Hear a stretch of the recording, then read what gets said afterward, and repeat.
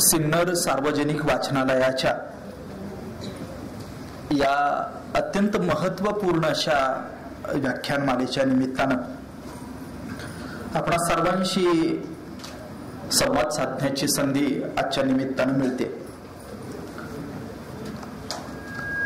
ग्रंथालयाचे वाचनालयाचे अध्यक्ष आदरणीय कृष्णाजी भगत साहेब, कार्यवाह हेमंतजी वाजे, उपाध्यक्ष नरेंद्रजी वैद्य, आदरणीय पुंजाभाऊ सांगळे, सर्व संचालक मंडळ आणि आपण सगळी मंडळी, सगळ्यांच्याच पायावर अत्यंत नम्रपणानं वंदन आणि अभिवादन करतो.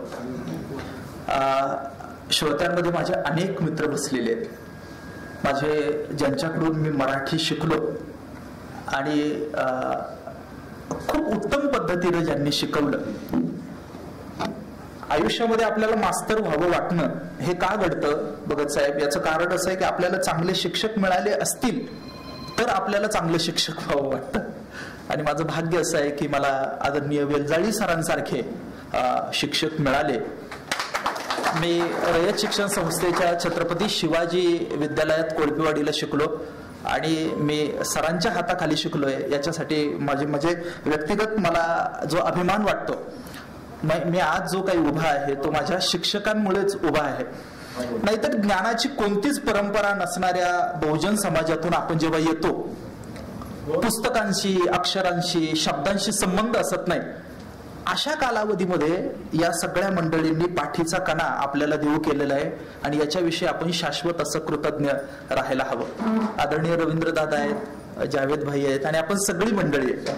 मी सगळ्यांना, जयराम दादा, सगळ्यांना मनापासून वंदन आणि नमस्कार करतो. आपण आता माझा परिचय ऐकला असेल आणि त्याच्यामध्ये आपण ऐकलंय, सरांना माहिती आहे की मी महाराष्ट्रातल्या जवळपास सगळ्या वक्तृत्व स्पर्धा इथून तिथून अक्षरशः झाडून पुसून जिंकलेलो आहे.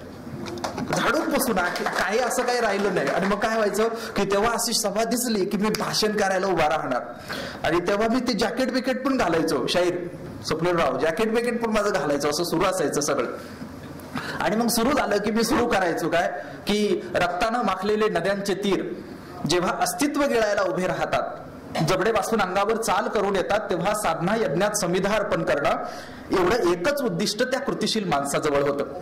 त्याला माहिती होतं की या साधना यज्ञामध्ये मी जर एक समिधा अर्पण करू शकलो, गोठलेल्या अश्रूंमध्ये ज्वालामुखी साठू शकलो, तर हे वासलेले जबडे मी फाडून काढीन, रक्ताळलेले नद्यांचे तीर पुसून टाकेल, ज्यावर शुद्ध सात्विक रांगोळी रेखाटेल, ज्यावर शेवटचा टिपका असेल प्रणवाचा आणि दिव्यत्वाची स्वप्न पाहणाऱ्या मानवाचा, वगैरे वगैरे वगैरे. असं मी 10 वर्ष बोललोय. किती मला सांगा, गोड लागले की नाही? पण काय कळालं? खूप गोड लागतं, मात्र कळत नाही. हा ज्ञानातला भ्रष्टाचार आहे. अनेक लोक पहा, अनेक लोक अशी आहेत की जी खूप उत्कट बोलताना वाटतील, मात्र ते काहीच सांगत नसतात. मात्र खूप सज्जन असणारी लोक कधी गप्प बसली ना, कधी कधी तरी सुद्धा खूप सगळं काही सांगून जातात. त्याच्यामुळं मी आज भाषण पाठ करून आलेलो नाही, अजिबात नाही पाठ करून आलो. मी 2-3 गोष्टी अंतःकरणात घेऊन आलोय. एक महत्वाची गोष्ट अशी आहे की माझं संतांवर प्रेम आहे, एक. दुसरी गोष्ट, माझं विषयावर प्रेम आहे. आणि तिसरं, तुम्ही माझी लोक आहात. मला तिसरी चौथी गोष्ट काही माहिती नाही.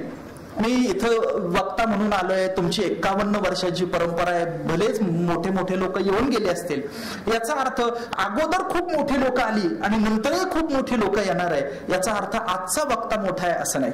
मी आपल्याला हे अगदी नम्रपणानं सांगतोय. मी सांगतो की या ट्रॅप मधून, या मंचीय सादरीकरणाच्या ट्रॅप मधून मी माझ्या गुरुजींमुळे सुटलो. त्यांचं नाव प्राध्यापक डॉक्टर सदानंद मोरे. नाहीतर मी जॅकेट घातली असती, दाढी वाढवलं असता, तुम्हाला मानधनाला त्रास दिला असता, माझं आजचं संध्याकाळी हॉटेलला बुकिंग कुठे हे विचारलं असतं आणि माझा ब्रँड पण सांगितलं असता. बोलणं आणि वागणं याच्यामध्ये आपल्याला कमीत कमी अंतर ठेवता आलं की आपण वारकरी होतो. इतकी साधी गोष्ट आहे, इतकी साधी गोष्ट आहे. आणि वारकरी असणं नावाची गोष्ट जी आहे ना, ती देवापेक्षाही संतांच्या शब्दाशी इमान राखण्याची परंपरा आहे. वारकरी परंपरा ही साहित्याची परंपरा आहे, संस्कृतीची परंपरा आहे, भाषेची परंपरा आहे. आणि जेव्हा मला वाचनालयामधून फोन आला त्यावेळी मला विचारण्यात आलं की काय बोलाल. मी सांगू आपल्याला, माझे बसलेले विषय सांगतो. या जन्मावर शतदा प्रेम करावे. कणकण बसलेले. आत्ता चालू केलं ना तर पुढची 1 तास 5 मिनिटं लय सुंदर चालणार. चिंताच नाही, कॅसेट टाकल्यासारखं अजिबात नाही. जर समजा तुम्ही म्हणाला की महाराष्ट्राच्या आधुनिक परंपरेबद्दल बोला, लगेच सुरू होणार. छत्रपती शिवाजी महाराजांबद्दल ज्यावेळेस लगेच सुरू होणार. आपल्याला अडचणच नाही. पण सांगू तुम्हाला, असं बसलेलं बसवलेलं पाठ असणारं बोललं पाहिजे की झऱ्यासारखं खळखळणारं बोललं पाहिजे. काय केलं पाहिजे सांगा. आपण, मला असं वाटतं की मिनरल वॉटर आहे ना, असं ते पिणं जास्त गोड आहे की झरा आहे, एखादं असं पाणी प्यावं ते गोड आहे. आपण सगळीची सगळी पश्चिम घाटातल्या अवर्षणग्रस्त भागातली लोक आहे. आपल्यावर काय पर्जन्य छायेचा आपला प्रदेश आहे. सिन्नर पासून कोपरगाव पर्यंत, वैजापूर वगैरे वगैरे वगैरे, हा सगळा टप्पा आपला असा आहे. आणि काय होतं की मग कधीतरी धोधो पाऊस पडतो आपल्याकडं, कधीतरी क्वचित पडतो, आणि कधीतरी रिमझिम पाऊस पडतो. आपण शेतकऱ्याची पोरं. मला खरं सांगा, शेतीसाठी रिमझिम पाऊस चांगला आहे का धोधो पाऊस चांगला आहे? रिमझिम पाऊस चांगला आहे. याचं कारण असं आहे की धोधो पाऊस पडला ना तर शेत वाहून जाण्याची शक्यता असते. जो भीज पाऊस असतो ना तो पिकाला उपयोगी येतो. माझं भाषण हे धोधो पावसासारखं अजिबात नसेल. त्याचा फार आवाज होईल का नाही मला माहिती नाही, मात्र ते तुमच्या अंतःकरणापर्यंत जावं यासाठी मी प्रयत्न करणार आहे. मला आणखीन एक गोष्ट अपेक्षित आहे भाषणाच्या अगोदर. काय अपेक्षित आहे माहिती आहे? मी साधारणपणे 50-55 मिनिटं बोलेल आणि नंतर संतांच्या बद्दल आपण मला थेट 2-4 प्रश्न विचारावे अशी माझी इच्छा आहे. जे काही वाटतं ना ते मोकळेपणानं सांगावं आणि तेही माझ्या बुद्धीचा जसा वकूफ असेल त्या पद्धतीनं सांगायचा मी प्रयत्न करेन. म्हणजे आपण या 2 बाजूने या व्याख्यानाकडे जाऊया. आणखीन एक गोष्ट अशी आहे की मी रोज कुठेतरी कीर्तन करतो, काय त्याला आता कमतरताच नाही. मात्र तरी सुद्धा व्याख्यानमालेमध्ये संतांनी समाजाला काय दिलं हे का सांगतोय मी? याचं कारण असं आहे, कीर्तन गोष्टी वेल्हाळ असतात. कीर्तनात दृष्टांत सांगतो आम्ही, भरपूर सांगतो, विनोद पण सांगतो भगतची, खूप सगळं चाललेलं असतं. मात्र व्याख्यान ही बौद्धिक कृती आहे. आणि 51 वर्षाचा कान ज्या वाचनालयाचा असेल, मला वाटतं तिथं जाऊन संतांच्या विचाराची खूप बुद्धिवादी पद्धतीने मांडणी करावी असं मला वाटतं. आपण विचार करायला सुरुवात करा. आपण सगळीची सगळी मंडळी जी आहोत ती निवृत्तीनाथ महाराजांच्या पावनभूमीतली आहे. सर, माझं भाग्य इतकं थोर आहे की सद्गुरू निवृत्तीनाथ दादांची गाथा संपादित करायचं भाग्य मला मिळालेलं आहे. निवृत्तीनाथांची गाथा आपण कुणीही जरी नाशिकची मंडळी असला तरी सुद्धा स्वतंत्र पद्धतीने कुणी पाहिली असेल असं वाटत नाही मला. मात्र मी आणि या सिन्नर तालुक्याचे भूमिपुत्र सुभाष महाराज गेठे आम्ही दोघांनी मिळून निवृत्तीनाथ महाराज संस्थांना आम्हाला सांगितलं आणि आम्ही इतिहासातली पहिली निवृत्तीनाथ दादांची गाथा जी आहे ना ती सिद्ध केली. आणि निवृत्तीनाथ महाराजांचे काही जे अभंग होते वेगवेगळ्या फळांवरचे ते सुद्धा एकत्र करून त्याचं व्यवस्थित पद्धतीनं संकलन त्याच्यामध्ये केलेलं आहे. गोष्ट आपली साधी सरळ सोपी चालू आहे. इथं सगळी मंडळी बसलेली आहे. संत कुणाला माहिती नाही हो? संत सगळ्यांना माहिती आहे. मात्र सांगू, संत जरी सगळ्यांना माहिती असले तरी संतांबद्दल सगळ्यांचं सारखं मत आहे का असं नाही. ही वस्तुस्थिती आजही मी आपल्याला सांगतो की काही लोक अशी आहेत की जी देवही मानतात आणि संतांनाही मानतात. काही लोक अशी आहेत की जी देव मानत नाही मात्र संतांना मानतात. आणि काही लोक अशी आहेत जी देवालाही मानत नाही संतांनाही मानत नाही. जी देवालाही मानत नाही संतांनाही मानत नाही, मी फार कन्व्हिन्स त्यांना करण्याच्या भानगडीत पडणार नाही. एखादा असा असेल इथं बसलेला की जो म्हणेल की मी देवालाही मानत नाही, आपल्याला त्यालाही काही अडचण नाही. देवाला मानणं किंवा न मानणं यांना काही अडचण नाही. समजा उदाहरणार्थ आपण एक कल्पना करा की तुम्ही देवाला मानता मी मानत नाही. मानण्यानं त्याच्या अस्तित्वाला काय फरक पडणार आहे? आणि सांगू तुम्हाला एक पुढचं वाक्य बोलू, ज्याच्या अस्तित्वाला तुमच्या माझ्या मानण्यानं फरक पडणार असेल ना, समजावं तो देव नाही. काही नाही. त्याच्यामुळे भारतीय विचार परंपरा इतकी सुंदर परंपरा आहे की यांनी आस्तिक असणं स्वीकारलं, यांनी नास्तिक असणं स्वीकारलं, यांनी अज्ञेयवादी असणं स्वीकारलं. भारताच्या म्हणजे बाबा आमटे देवाला मानत नव्हते, मात्र साधूला लाजवतील एवढं स्वच्छ ते जगले होते.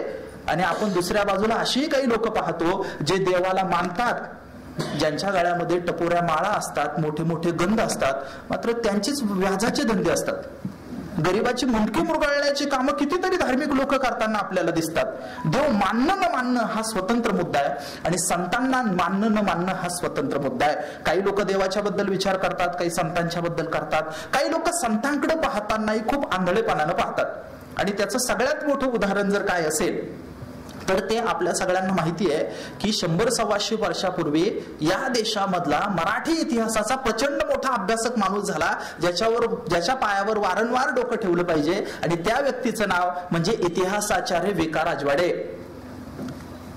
मात्र गोष्ट अशी आहे की इतिहासाची, आणि त्यातही महाराष्ट्राच्या इतिहासाची सर्वाधिक साधनं ज्या माणसानं शोधली, त्या माणसाचं संतांबद्दलचं मत सर्वात काय होतं, चुकीचं होतं. त्यांचं म्हणणं असं होतं की संत हे टाळकुटे होते.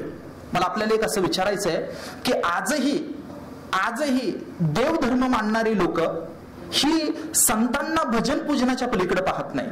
आजही नास्तिक असणाऱ्या लोकांना सुद्धा संत भजन कीर्तनापुरतेच वाटतात, आणि ज्या लोकांना परंपराच ठाऊक नाही त्यांना सुद्धा लोक संत म्हणजे कोणीतरी आध्यात्मिक आणि धार्मिक पर्सनॅलिटी, व्यक्तिमत्व आहे, आणि त्याचा आपला काही संबंध नाही असं वाटत राहतं. मात्र महाराष्ट्रामध्ये तुम्ही कोणत्याही जातीचे असला, कोणत्याही धर्माचे असला, कोणत्याही लिंगाचे असला, कोणत्याही पंथाचे असले, तरी सुद्धा तुम्हाला कायम आडवी येणारी गोष्ट जर काय असेल तर ज्ञानबा तुकारामी आहे.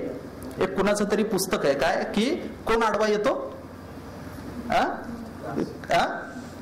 काय बुद्ध आडवा येतो असे काहीतरी पुस्तकाचं नाव आहे. की काही गोष्टी अशा असतात ना की ज्या सातत्यानं आडव्या येतात. महाराष्ट्रामध्ये तुम्ही काही करायला घ्या, तुम्हाला ज्ञानबा तुकाराम आता हे अपरिहार्य झालेले आहे. राजकारण जरी करायचं असलं तरी सुद्धा प्रचाराला कीर्तनकार बोलवावे लागतात, किंवा दुसरा गट जर तुमचा असेल तर घोषणेमध्ये रामकृष्ण हरी घ्यावं लागतं. महाराष्ट्रामध्ये भाषेचा व्यवहार करायचा असेल तर संतांना नाकारून जाता येत नाही. महाराष्ट्रात जे काही करायचं असेल तर त्याच्यामध्ये संतांचं योगदान जे आहे ते योगदान भलं मोठं आहे. तुम्ही एखाद्या इथं आहात आणि एखादा त्याची धार्मिक श्रद्धा निराळी असेल, मला काही अडचण नाही. एखाद्याचा देवाविषयीची संकल्पना वेगळी असेल, मला काही अडचण नाही. मात्र जर एखाद्याला संतांच्या बद्दल जर गैरसमज असतील तर मी मात्र बोलायला सुरुवात करेल. म्हणून माझं जे व्याख्यान असेल थोडंसं तर ते संतांची थोड्या अर्थानं वकिली करणारं सुद्धा असेल. कदाचित तो माझा पूर्वग्रही असेल.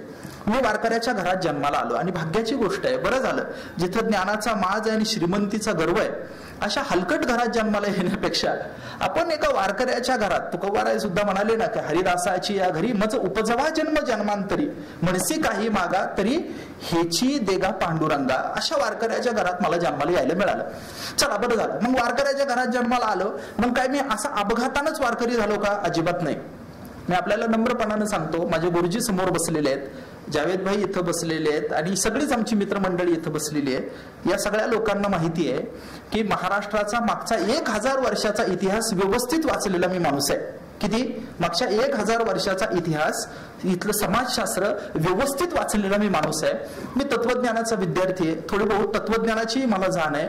या सगळ्या पार्श्वभूमीवर मी अत्यंत नम्रपणाने एक गोष्ट अशी सांगतो की या सगळ्यामध्ये महाराष्ट्रामधला संतांचा जो विचार प्रवाह आहे, वारकरी संप्रदायाची जी परंपरा आहे, ही परंपरा याच्यामधली श्रेष्ठ अशी परंपरा आहे. आता पाहत आपण सुरुवात होते की संतांनी समाजाला काय दिलं असं म्हणायला आपण सुरुवात केली की आपण काय विचारतो पहिल्यांदा, काय दिलं, काय दिलं, काय दिलं, मी सांगू. ते इंग्रज भारतात आले आणि 1818ला पेशवाई बुडाली आणि तिथून आधुनिक महाराष्ट्राचा इतिहास सुरू झाला. साल किती आहे? 1818.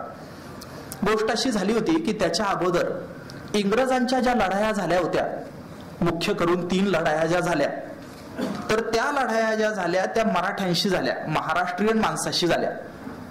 मग काय आहे गोष्ट अशी की इंग्रजांचा सगळा भारतावरचा जो कब्जा होता, तर तो कब्जाला सगळ्यात मोठी अडचण कुणाची होती तर ती महाराष्ट्रीयन लोकांची होती.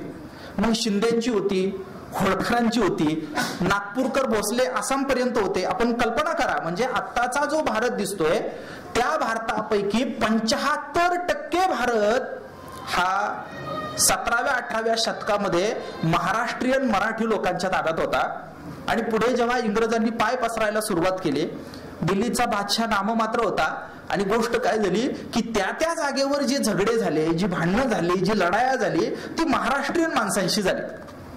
आणि मग काय की इंग्रज मराठ्यांचं 1689-90च्या मागे मागे लढाई होणं आणि नंतर 1818 पर्यंत या सगळ्या गोष्टी काय होणं, इंग्रजांची राजवट स्थिर झाली. आता पुढचा मुद्दा एक असा आहे इंग्रजांची राजवट स्थिर झाली आणि पुढे इंग्रजांनी 150 पावणे 200 वर्ष राज्य केलं. मात्र ते शत्रू क्रमांक 1 कुणाला समजत होते? तर ते शत्रू क्रमांक 1 समजत होते ते मराठी माणसाला समजत होते. कुणाला समजत होते? मराठी माणसाला समजत होते. पुढचा मुद्दा आहे का की मराठी माणसाला ते समजत होते. मग ते काय करायचं? जर एखाद्याचा तेजोभंग जर करायचा असेल तर त्याच्यासाठी व्यक्तिगत काय आहे की त्याच्या चारित्र्य हननापासून सुरुवात केली जाते. व्यक्तिगत म्हणजे आता उदाहरणार्थ की समजा एखादा जर पसंतच पडत नसेल तर त्याच्या निंदेला सुरुवात होते, त्याच्या व्यवहारावर चर्चा होते, नंतर त्याच्या व्यक्तिगत चारित्र्यावर चर्चा होते. हेही जमलं नाही तर थेट त्याच्या जन्माच्या संबंधाने शंका घेतली जाते. मी महापुरुषांच्या उदाहरणासह सांगेल आपल्याला की महापुरुषांच्या विरोधात असणारी लोक अशा पद्धतीने करत जातात. मग जर चला पुढे गेलं की काय करतात की तो महापुरुष, त्यांचा जो मुख्य महापुरुष आहे त्या महापुरुषाचंही चारित्र्य हनन करायचं. अशा पद्धतीने ते सगळे टप्पे असतात. आता आपण एक कल्पना करा, आपण लढवय्ये आहोत, झुंजण्याची आपली ताकद निर्माण झाली. याच्या मागची प्रेरणा काय आहे? याच्या मागची प्रेरणा जर काय असेल तर याच्या मागची प्रेरणा छत्रपती शिवाजी महाराज ही आहे. आजही आपण जीवनाच्या ज्या ज्या क्षेत्रामध्ये काम करतो त्याच्या मागे हीच प्रेरणा आहे. इंग्रजांच्या लक्षात आलं की अरे बापरे, ही लोक जी आहेत ना, ही लोक शिवाजी महाराजांच्या नावाने एकत्र होतात. मग काय करायचं? काही नाही, एक गोष्ट करायची, त्यांच्या इतिहासाचा गोंधळ घालायचा. दुसरी गोष्ट काय केली? इंग्रजांनी रायगड जाळला. का जाळला? काही नाही, त्यांना माहिती होतं कदाचित याच्याकडे पाहिलं प्रेरणा घेतली तर आपल्याला पळता भुई थोडी होईल. तुम्ही समजून घ्या, इंग्रज शेवटपर्यंत शत्रू मानत होते, ते मराठी माणसाला मानत होते, भीती वाटत होती. आणि गोष्ट अशी होती की जसा रायगड जाळला गेला, किल्ल्यांकडे दुरावस्था झाली गेली, शिवाजी महाराजांचं चरित्र जिथं जिथं असेल ते डावललं गेलं. आणखीन एक गोष्ट अशी झाली की शिवाजी महाराजांचं चरित्र वेगळ्या पद्धतीने सांगायचा असा प्रयत्न झाला. आणि त्याच्यामध्ये पहिला प्रयत्न जो केला इंग्रजांच्या वतीनं तो ग्रँडफ यांनी केला. आपल्या लक्षात येत आहे ना? जड चाललं का गोष्ट सांगू एखादी, आपलं लगेच पाठ आहे बरं का, तुम्ही चिंता करू नका. तुम्हाला वाटलं ना की लगेच मला सांगायचं, मी लगेच शिफ्ट होणार. मात्र माझ्या पतनाला तुम्ही जबाबदार असाल. जर वैचारिक पतन हे जर पाप असेल तर त्या पापात तुम्ही पण वाटेकरी. गोष्ट अशी चालली आपली, काय चालली की शिवाजी महाराजांचा इतिहास काय मग ग्रँडफनं लिहिलं. आणि ग्रँडफनं लिहिताना काय लिहिलं जयराम भाऊ? ग्रँडफनं लिहिताना असं लिहिलं की शिवाजी महाराजांचं हे जे स्वराज्य आहे, सगळं हे जे राज्य आहे ना, हे राज्य म्हणजे अपघात आहे. याच्या मागे काही तात्विक विचार नाही, काही नाही. ज्याप्रमाणे जंगलात सहज वणवा पेटतो त्या पद्धतीनं सहज स्वराज्याची चळवळ उभी राहिली, असं मूळ सूत्र ग्रँडफचं होतं. आता आपल्याला हे वाटताना जरा सहज वाटतंय. मात्र कल्पना करा, एखादा माणूस आयुष्यभर कष्ट करणारा आणि त्याला एका वाक्यामध्येच असं रद्दबातल करून टाकायचं, हे बरं आहे का? शिवाजी महाराजांच्या संदर्भानं, मराठी माणसाच्या संदर्भानं अशा पद्धतीचं विधान करणं हे मराठी माणसाच्या पुरुषार्थाला चॅलेंज आहे. मग गोष्ट अशी झाली की आजपासून 100-150 वर्षांपूर्वीची ही गोष्ट आहे. आणि आपल्या नाशिकचे एक भूमिपुत्र या इंग्रजांच्या विरोधात उभे राहिले. त्यांचं नाव होतं न्यायमूर्ती महादेव गोविंद रानडे. निफाडचा जन्म आहे त्यांचा. न्यायमूर्ती महादेव गोविंद रानडे उभे राहिले. न्यायमूर्ती महादेव गोविंद रानडे काय म्हणाले? ते म्हणाले की ही मंडळी म्हणतायत की शिवाजी महाराजांचं स्वराज्य उभं राहणं हा अपघात आहे. तर तसं नाही, तर त्याच्या मागे एक तात्विक भूमिका आहे. आणि ती तात्विक भूमिका काय आहे? तर ती तात्विक भूमिका ही महाराष्ट्र धर्माची भूमिका आहे. बरं, मग महाराष्ट्र धर्म म्हणजे काय? पुढे बोलायला सुरुवात केली आणि त्यांनी सांगितलं की संतांनी केलेला उपदेश हाच महाराष्ट्र धर्म आहे आणि हाच शिवाजी महाराजांच्या कामाच्या मागे उभा होता. आपण सगळीची सगळी मंडळी हे माझं म्हणणं जरा बारकाईने ऐका. माझं म्हणणं असं आहे, एक कृती नावाची गोष्ट असते आणि एक विचार नावाची गोष्ट असते. छत्रपती शिवाजी महाराज नावाची कृती उभी राहत असताना महाराष्ट्रामध्ये ज्ञानेश्वर महाराज, तुकाराम महाराज नावाचा विचार होता. राजकारण हे अपघाताने उभं राहत नाही, राजकारणाच्या मागे विचार असावा लागतो. आता राजकीय पतन झालं, याचं कारण काय आहे? याचं कारण असं आहे की मागच्या 25-30 वर्षामध्ये आपल्याकडे वैचारिक चांगली नेते निर्माण झाली नाही. विंदा करंदीकरांसारखा एखादा माणूस निर्माण झाला असता आता 25-1 वर्षात तर त्यानं सब घोडे 12% म्हणून शिवाय दिले असत्या की नाही? मला खरं सांगा, आता वैचारिक नेते नाहीत. शिवाजी महाराजांचं जे काम उभं राहिलं ते काम बघा, महात्मा फुले म्हणाले की पाण्यातला मासा कोण गुरु त्याला. शिवाजी महाराज स्वतंत्र आहे व्यक्तिमत्व, मात्र त्यांच्यासाठी आवश्यक असणारं जे वातावरण आहे ना ते निर्माण करण्याचं काम जर कोणी केलं तर ते संतांनी केलं. म्हणजे संतांचं पहिलं योगदान जर काय असेल तर शिवाजी महाराज हे संतांचं योगदान आहे. मी सांगतो आपल्याला, आणखी पटवून देईल आपल्याला. हे लढाया वगैरे याच्या पलीकडे मला 2-4 गोष्टी सांगायच्या आहे. एक गोष्ट कल्पना आपण विचार करा, काय विचार करा की शिवाजी महाराजांचं राज्य उभं राहिलं ते सर्वसमावेशक होतं की नाही? होतं, सर्वसमावेशक होतं. मी सांगतो आपल्याला की मी खूप जातवार विचार करतो. याचं कारण असं आहे की समाज जाती जातीत वाटलेला आहे. कॅटेगरायझेशन, कॅटेगरी आपल्याला हे करता येणं, असं काय कप्पे कप्पे पाडून विचार करता येणं हे तत्वज्ञानामध्ये अभ्यासाची एक पद्धत आहे. असं सर्वसमावेशक विचार असा करता येत नाही आपल्याला. गोष्ट काय होते, म्हणून मला असं म्हणायचं आहे की शिवाजी महाराजांकडे आपण पाहायला सुरुवात केली ना की शिवाजी महाराजांचं चरित्र पाहिलं ना की त्यात मराठे सापडतात. मराठ्यांमधले ते वरचे खालचे 92, 96, 95, 98, 99 जे काय ते सगळं सापडतं. पुढे सांगतो तुम्हाला, SC सापडतात, ST सापडतात, OBC सापडतात, माडी सापडतात, धनगर सापडतात, वंजारी सापडतात. सगळ्या जाती धर्माचे प्रतिनिधी छत्रपती शिवाजी महाराजांच्या राज्यात सापडतात की ज्यांचं काही एक कॉन्ट्रीब्युशन असलेलं, योगदान असलेलं आपल्याला दिसतं. आणि आश्चर्य काय माहितीये की मागच्या 350 वर्षांमध्ये शिवचरित्रामधला एखादा त्या जातीतला नायक आहे ना आज सुद्धा त्या जातीतल्या त्या माणसांना प्रेरणा देताना दिसतो. म्हणजे दुहेरी विचार आपण असा करा की जातीला सुद्धा प्रेरणा शिवचरित्रातून मिळते आणि त्या जातीचा नायक कुणी उभा केलेला आहे? तो नायक छत्रपती शिवाजी महाराजांनी उभा केला. स्वातंत्र्याच्या लढ्यामध्ये छत्रपती शिवाजी महाराजांनी ही गोष्ट केली. मला प्रश्न असा विचारायचा आहे की अशी राजकीय सर्वसमावेशकता येण्याच्या अगोदर वैचारिक सर्वसमावेशकता कुठं होती? तर ती फक्त पंढरपूरच्या वाळवंटात होती. आपण गंगेच्या कडेला राहणारी लोक आहेत. मला खरं सांगा, अशी नदी वाहत जाते, गोदावरी नदी वाहत असते आणि मग नदी वाहत असताना त्या नदीमध्ये पहिल्या टप्प्यामध्ये कोणत्या जातीच्या लोकांनी कुठं पाणी भरायचं हे ठरलेलं आहे की नाही? बोला ना, असं काय करता? हो, ही वस्तुस्थिती आहे. हे मागचे 20-25 वर्ष सोडले तर ही वस्तुस्थिती आहे. कुणी कुठं पाणी भरायचं? मी आपल्याला सांगतो, मी इतिहास वाचलेला व्यवस्थित माणूस आहे. खाली मी पुस्तक पाहिलं, त्र्यंबक नारायण अत्रे यांचं गावगाडा नावाचं पुस्तक आहे, आपण वाचा. कुणी कुठेतरी पाणी भरलं म्हणून इथं दगडफेक झालेली आहे. आणखीन सांगतो की रामकुंडावर कुणीतरी कुठेतरी पाणी भरलं म्हणून दंगली झालेल्या आहेत. म्हणजे फक्त नदीवर कुणीतरी कुठेतरी आंघोळ केली, पाणी भरलं म्हणून गावची गावं जाळल्या गेल्याचा इतिहास महाराष्ट्रामधल्या आत्ता नवा आहे. पण आपण लक्षात घ्या की ज्ञानेश्वर महाराज, तुकाराम महाराज या संतांनी पंढरपूरला गेले आणि चंद्रभागेच्या नदीवर सगळ्या जातीपातीची लोक एकत्र आंघोळ करत होते, एकत्र जेवण खाऊन करत होते. ही गोष्ट साधी वाटते का तुम्हाला? आता वरवर वाटताना आपल्याला हे सोपं वाटेल, मात्र तुम्ही आम्ही फार दूर नाही. आपण लक्षात घ्या, आजही काही ठिकाणी ती संकुचित मानसिकता दिसते. आणि 5-10 वर्षापूर्वीच मी आपल्या परिसरातला मुलगा आहे, मी काही दूरचा नाही. मी आपल्याला नम्रपणाने सांगतो की मला हे माहिती आहे की अनेक ठिकाणी कुणीतरी आपल्याकडे चहा प्यायला आलं तर आपण त्याचा ग्लास उलटा ठेवलेला आहे.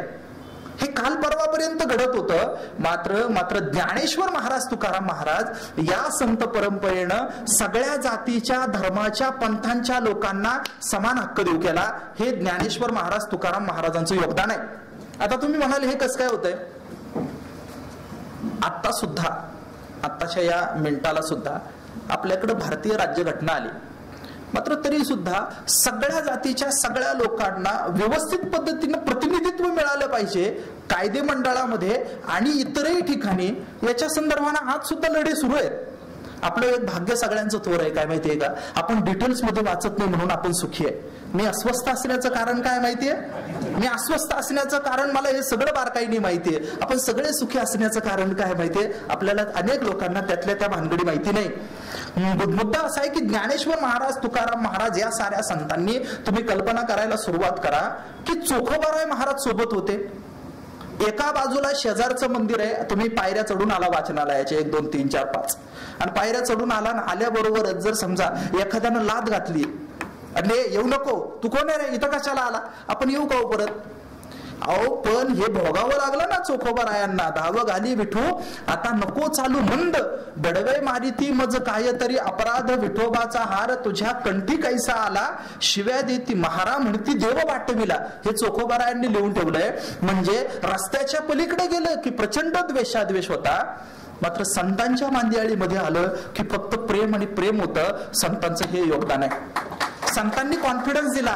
सगळ्या जातीच्या धर्माच्या लोकांना कॉन्फिडन्स, आत्मविश्वास देण्याचं जर काम कोणी केलं असेल तर ते संतांचं आहे. संतांचं योगदान काय आहे तर दबलेल्या माणसाला आत्मविश्वास देणं हे संतांचं योगदान आहे. त्याच्यामुळे तत्कालीन व्यवस्थेमध्ये खालच्या जातीमध्ये जन्माला आलेल्या चोखोबाराय महाराज तक्रार करू शकतात. त्याच्यामुळे काय की त्याच्यामुळे तत्कालीन व्यवस्थेमध्ये अस्पृश्य समजल्या जाणाऱ्या जातीमध्ये जन्माला आलेली एक बाई तात्विक चर्चा करू शकते.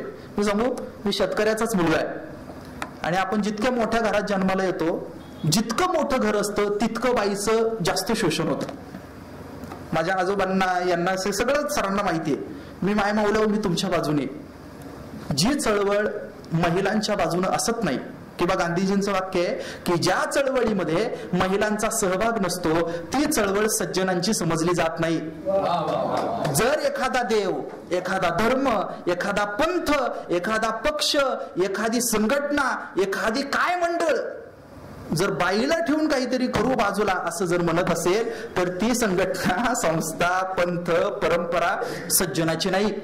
मी आपल्याला सांगतो की जावेद अख्तर यांनी आता मागच्या साहित्य संमेलनाला भाषण केलं आणि भाषण करताना त्यांनी एक खूप सुंदर मुद्दा सांगितला. काय सांगितला ते म्हणाले की आपल्याकडे मुक्ताबाई निर्माण झाल्या, आपल्याकडे जनाबाई निर्माण झाल्या. किती वर्षापूर्वीची गोष्ट आहे ही गोष्ट आहे. ही गोष्ट साधारणपणे आतापासून 750 वर्षांपूर्वीची गोष्ट आहे. आणि त्यांनी अभंग लिहायला सुरुवात केली. काय लिहायला सुरुवात केली? अभंग लिहायला सुरुवात केली. लिहिलं, वाचलं, पाहिलं, ऐकलं, सगळं केलं त्यांनी आणि समाजाला उपदेश पण केला. जावेद अख्तर मराठी माणूस नसणारा, जगामधल्या साहित्य परंपरेचा अभ्यास असणारा अत्यंत संवेदनशील माणूस, त्यानं जे वाक्य नोंदवलं ते महत्वाचं आहे. सर जावेद अख्तर भाषणामध्ये असं म्हणाले की 750 वर्षांपूर्वी इथं 10-12 वर्षाच्या मुक्ताबाई लिहित होत्या, भांडे घासणाऱ्या जनाबाई लिहित होत्या. मात्र त्या कालावधीमध्ये युरोपमध्ये महिलांना स्वतःच्या नावानं लिहिता येत नव्हतं. आणि जरी समजा एखाद्या बाईनं लिहिलं, समजा इथल्या शांताबाईनं काही लिहिलं सिन्नरवाल्या, आपण कल्पना करा तर समजा ती युरोपमध्ये असती तर शांताबाईला नाव पुस्तकाला लेखक शांताबाई असं देता नसतं आलं, तिला शांताराम करावं लागलं असतं. म्हणजे लिहायचं बाईनं, मात्र व्यक्त होत असताना त्याचं पेन नेम जे असेल ना, लिहिण्याचं जे नाव असेल ना, ते पुरुषाच्या नावानं छापायचं. हे युरोपमध्ये 750 वर्षापूर्वी जेव्हा घडत होतं त्यावेळी महाराष्ट्रामध्ये मुक्ताबाई, जनाबाई, सोयराबाई या बाया लिहित आणि बोलत होत्या. इथं व्यक्त होण्याची एक परंपरा आहे. या भल्या भल्या मोठ्या गड्या ज्या दिसतात आपल्याला, इथली जाती व्यवस्था एवढी भयान होती की तत्कालीन व्यवस्थेमध्ये एखाद्या व्यक्तीनं विशिष्ट पद्धतीचं वाद्य वगळता इतर वाद्य वाजवलं तर त्याला शासन व्हायचं. मी आपल्याला पटवून देतो, मला संतांचं योगदान आपल्याला सांगायचं आहे. काय होतं की एक विशिष्ट जातीतला माणूस आणि एकदम मोठं बुरुजाचं काम निघालं की त्याला वाजवत नेतात. आणि मध्ययुगाच्या कालावधीमध्ये बळी देणारी जातच एक ठरलेली होती. मी त्याचा उल्लेख नाही करणार, आपल्या सगळ्यांना माहितीये. या भल्या भल्या मोठ्या गड्यांच्या पायथ्यांशी त्यांची मंदिरं उभी केली. काय करायचे? काही नाही, त्यांना शिरदूर पाजायचा आणि खड्ड्यात पुरून टाकलं जायचं. देवाच्या धर्माच्या नावानं नरबळी दिला जायचा. काय केलं जायचं? त्यांनी सांगितलेलं असायचं. आपल्याकडे म्हण आहे की याच्या घरी दाणं, याच्या घरी गाणं, याच्या घरी नाणं, अमुक अमुक अमुक अमुक. कुठल्या घरांना कोणतं वाद्य वाजवायचं हे पण ठरलेलं आहे. डफडं कुणी वाजवायचं, तुंतुनं कुणी वाजवायचं, पेटी कुणी वाजवायची, मृदुंग कुणी वाजवायचा, कुठल्या प्रकारचं वाद्य कोणत्या जातीतल्या माणसाने वाजवायचं याच्याबद्दल काटेकोर नियम होते. सर मी आपल्याला सांगतो की ज्ञानेश्वर महाराज, तुकाराम महाराज जन्माला आले आणि यांनी वीणा आणि पखवाज सगळ्यांसाठी खुला केला. वाद्य वाजवायला मिळणं, जर समजा तुम्ही कल्पना करा की तुम्ही एका विशिष्ट घरातले नसता आणि तुम्ही मृदुंग वाजवताय आणि तुम्हाला उचललं आणि उचलून जर तुमचा नरबळी दिला तर चालेल का? मला वेगळं म्हणायचंय, मला समजून घ्या. वाद्य वाजवणं नावाची गोष्ट जी आहे, भजन अहो गाता येणं, मोकळं गाता येणं, हा गाण्याचा अधिकार कुणी दिला? महाराष्ट्र हा गाणाऱ्यांचा देश आहे. मग इथं काय कोण क्लासिकल शिकायला जात होतं का? नाही. ज्या गावामध्ये एसटीन जात नाही त्याही गावामध्ये बसड्या आवाजामध्ये एकादशीला लोक भजन करतात. ही गाण्याची परंपरा जो आहे, हा गाण्याचा अधिकार जो आहे तो संतांनी दिला. सामान्य ज्याला स्वर नाही अशा माणसाला सुद्धा बसड्या आवाजामध्ये गाण्याचा अधिकार संतांनी दिला. हे संतांचं योगदान आहे. तुम्ही समजून घ्या. खूप बेसिक गोष्टी सांगतोय मी आपल्याला. मी काही आपल्याला भव्य दिव्य असं काही सांगत नाहीये. मी सांगतोय की आपल्याला बोलता आलं पाहिजे. ज्ञानेश्वर महाराजांचे आई वडील मला ग्रेट वाटतात खूप. ते चमत्कार वगैरे मुद्दे हे सोडून द्या. आम्ही वारकरी म्हणून त्याच्या श्रद्धाने आमच्या भावना निराळ्या, ते सोडून द्या विषय. चला एखादा चमत्कार तुम्हाला मान्य नसेल, मला मान्य आहे, यावर आपण काय करू? हा बरं ठीक आहे, सोडून देऊ. पण ज्ञानेश्वरी हा सगळ्यात मोठा चमत्कार आहे, सगळ्यात मोठा चमत्कार आहे. आणि सांगू, तुम्ही जितके बुद्धिवादी असाल, तुम्ही जितके प्रश्न विचारणारे असाल ना, ज्ञानेश्वरीच्या तुम्ही तितके प्रेमात पडता. आणि तुम्ही जेवढे आंधळे ना तेवढे ज्ञानेश्वरी तुमच्यापासून दूर जाते. ज्ञानेश्वरीला कोण पाहिजे? ज्ञानेश्वरीला प्रश्न विचारणारी माणसं पाहिजे. ज्ञानेश्वर महाराज हे असे आहेत. आणि गोष्ट अशी आहे की त्यांनी गोड ज्ञानेश्वरी निर्माण केली. मी त्याबद्दल बोलणार आहे. मात्र एक असं आहे की ज्ञानेश्वर महाराजांनी अशी ज्ञानेश्वरी निर्माण करत असताना त्यांच्या आईवडिलांचं योगदान मोठं आहे. आणि काय होतं आईवडिलांचं म्हणणं? आईवडिलांचं म्हणणं असं आहे की या चौघांनाही काय झालं पाहिजे? यांची मुंज झाली पाहिजे. बरं, मुंज झाल्यावर काय होते? काही नाही, ज्ञानाचा अधिकार मिळतो. आपण कल्पना करा, पोरांना शाळेत जायला मिळावं यासाठी मम्मी पप्पांना आत्महत्या केली असं आपण ऐकलंय का कधी? मात्र ज्ञानेश्वर महाराज आणि त्यांच्या भावंडांना ज्ञानाचा अधिकार मिळावा याच्यासाठी विठ्ठलपंत आणि रुक्मिणी आईसाहेबांनी देहांत प्रायश्चित्त केलेलं आपल्याला दिसून येतं. त्याच्यामुळे तुम्ही संतांना मानत असाल तर तुमच्या मुलांना तुम्ही शाळेबाहेर ठेवू शकत नाही. चांगला वारकरी आपल्या पोरांना उच्च शिक्षित करतो. याचं कारण असं आहे की ज्ञानेश्वर महाराजांच्या आई वडिलांनी ते केलेलं आहे. ज्ञानेश्वर महाराजांनी ते योगदान दिलं. काय किती मोठं योगदान? आपली चर्चा चाललेली काय आहे की ही सगळी जाती व्यवस्थेची उतरंड जेव्हा होत होती त्यावेळेस ब्राह्मण आणि ब्राह्मणेतर असे दोन गट पाडणं आणि त्या दिशेनं सगळ्याची सगळी काम झालेलं, त्या दृष्टीनं भेदाभेद झालेले आपल्याला दिसून येतात. मग काय व्हायचं की भक्तीचा अधिकार नाकारायचा एक, दुसरं ज्ञानाचा अधिकार नाकारायचा दोन, संगीताचा अधिकार नाकारायचा तीन, व्यवहाराचा अधिकार नाकारायचा चार. अशा सगळ्या गोष्टी त्या कालावधीमध्ये घडत होत्या. 1000 वर्षापूर्वीची गोष्ट सांगतोय मी आपल्याला. इथं मागे गोंदेश्वराचं मंदिर आहे, बरोबर की नाही? आणि हे गोंदेश्वराचं मंदिर हे राजा रामदेव रायाच्या पंतप्रधानानं म्हणजे हेमाड पंतांनी बांधलेलं आहे. हेमाड पंतानं महाराष्ट्रामध्ये काही गोष्टी आणल्या. काय आणल्या? एक तर त्यानं काय केली की त्याची ती हेमाडपंथी जी बांधकामाची पद्धत आहे ती आणली एक. दुसरी गोष्ट आणली की त्यानं ती मोडी लिपी आणली. मोडी स्क्रिप्ट जी आहे ना, शॉर्ट हँड जी आहे, तर ती मोडी लिपी कुणी आणली? तर ती हेमाड पंतानं आणली कार्यालयीन कामकाजामध्ये. आणि तिसरी एक गोष्ट आणली. काय आणली? ढेकून आणला. काय आणला? ढेकून. म्हणजे हिरा जर समजा असेल तर त्या हिऱ्यावर आपल्याला माहिती आहे की हिरा हा या जगातला सगळ्यात कठीण धातू आहे. मात्र जर त्याचे भाग करायचे असतील काय तर ते अवघड आहे. आणि त्यातल्या त्यात पारंपरिक पद्धतीनेच खूप अवघड होतं. मग काय केलं पाहिजे की ते ढेकून जर समजा हिऱ्याहून फिरलं तर हिऱ्याचे काय होतात?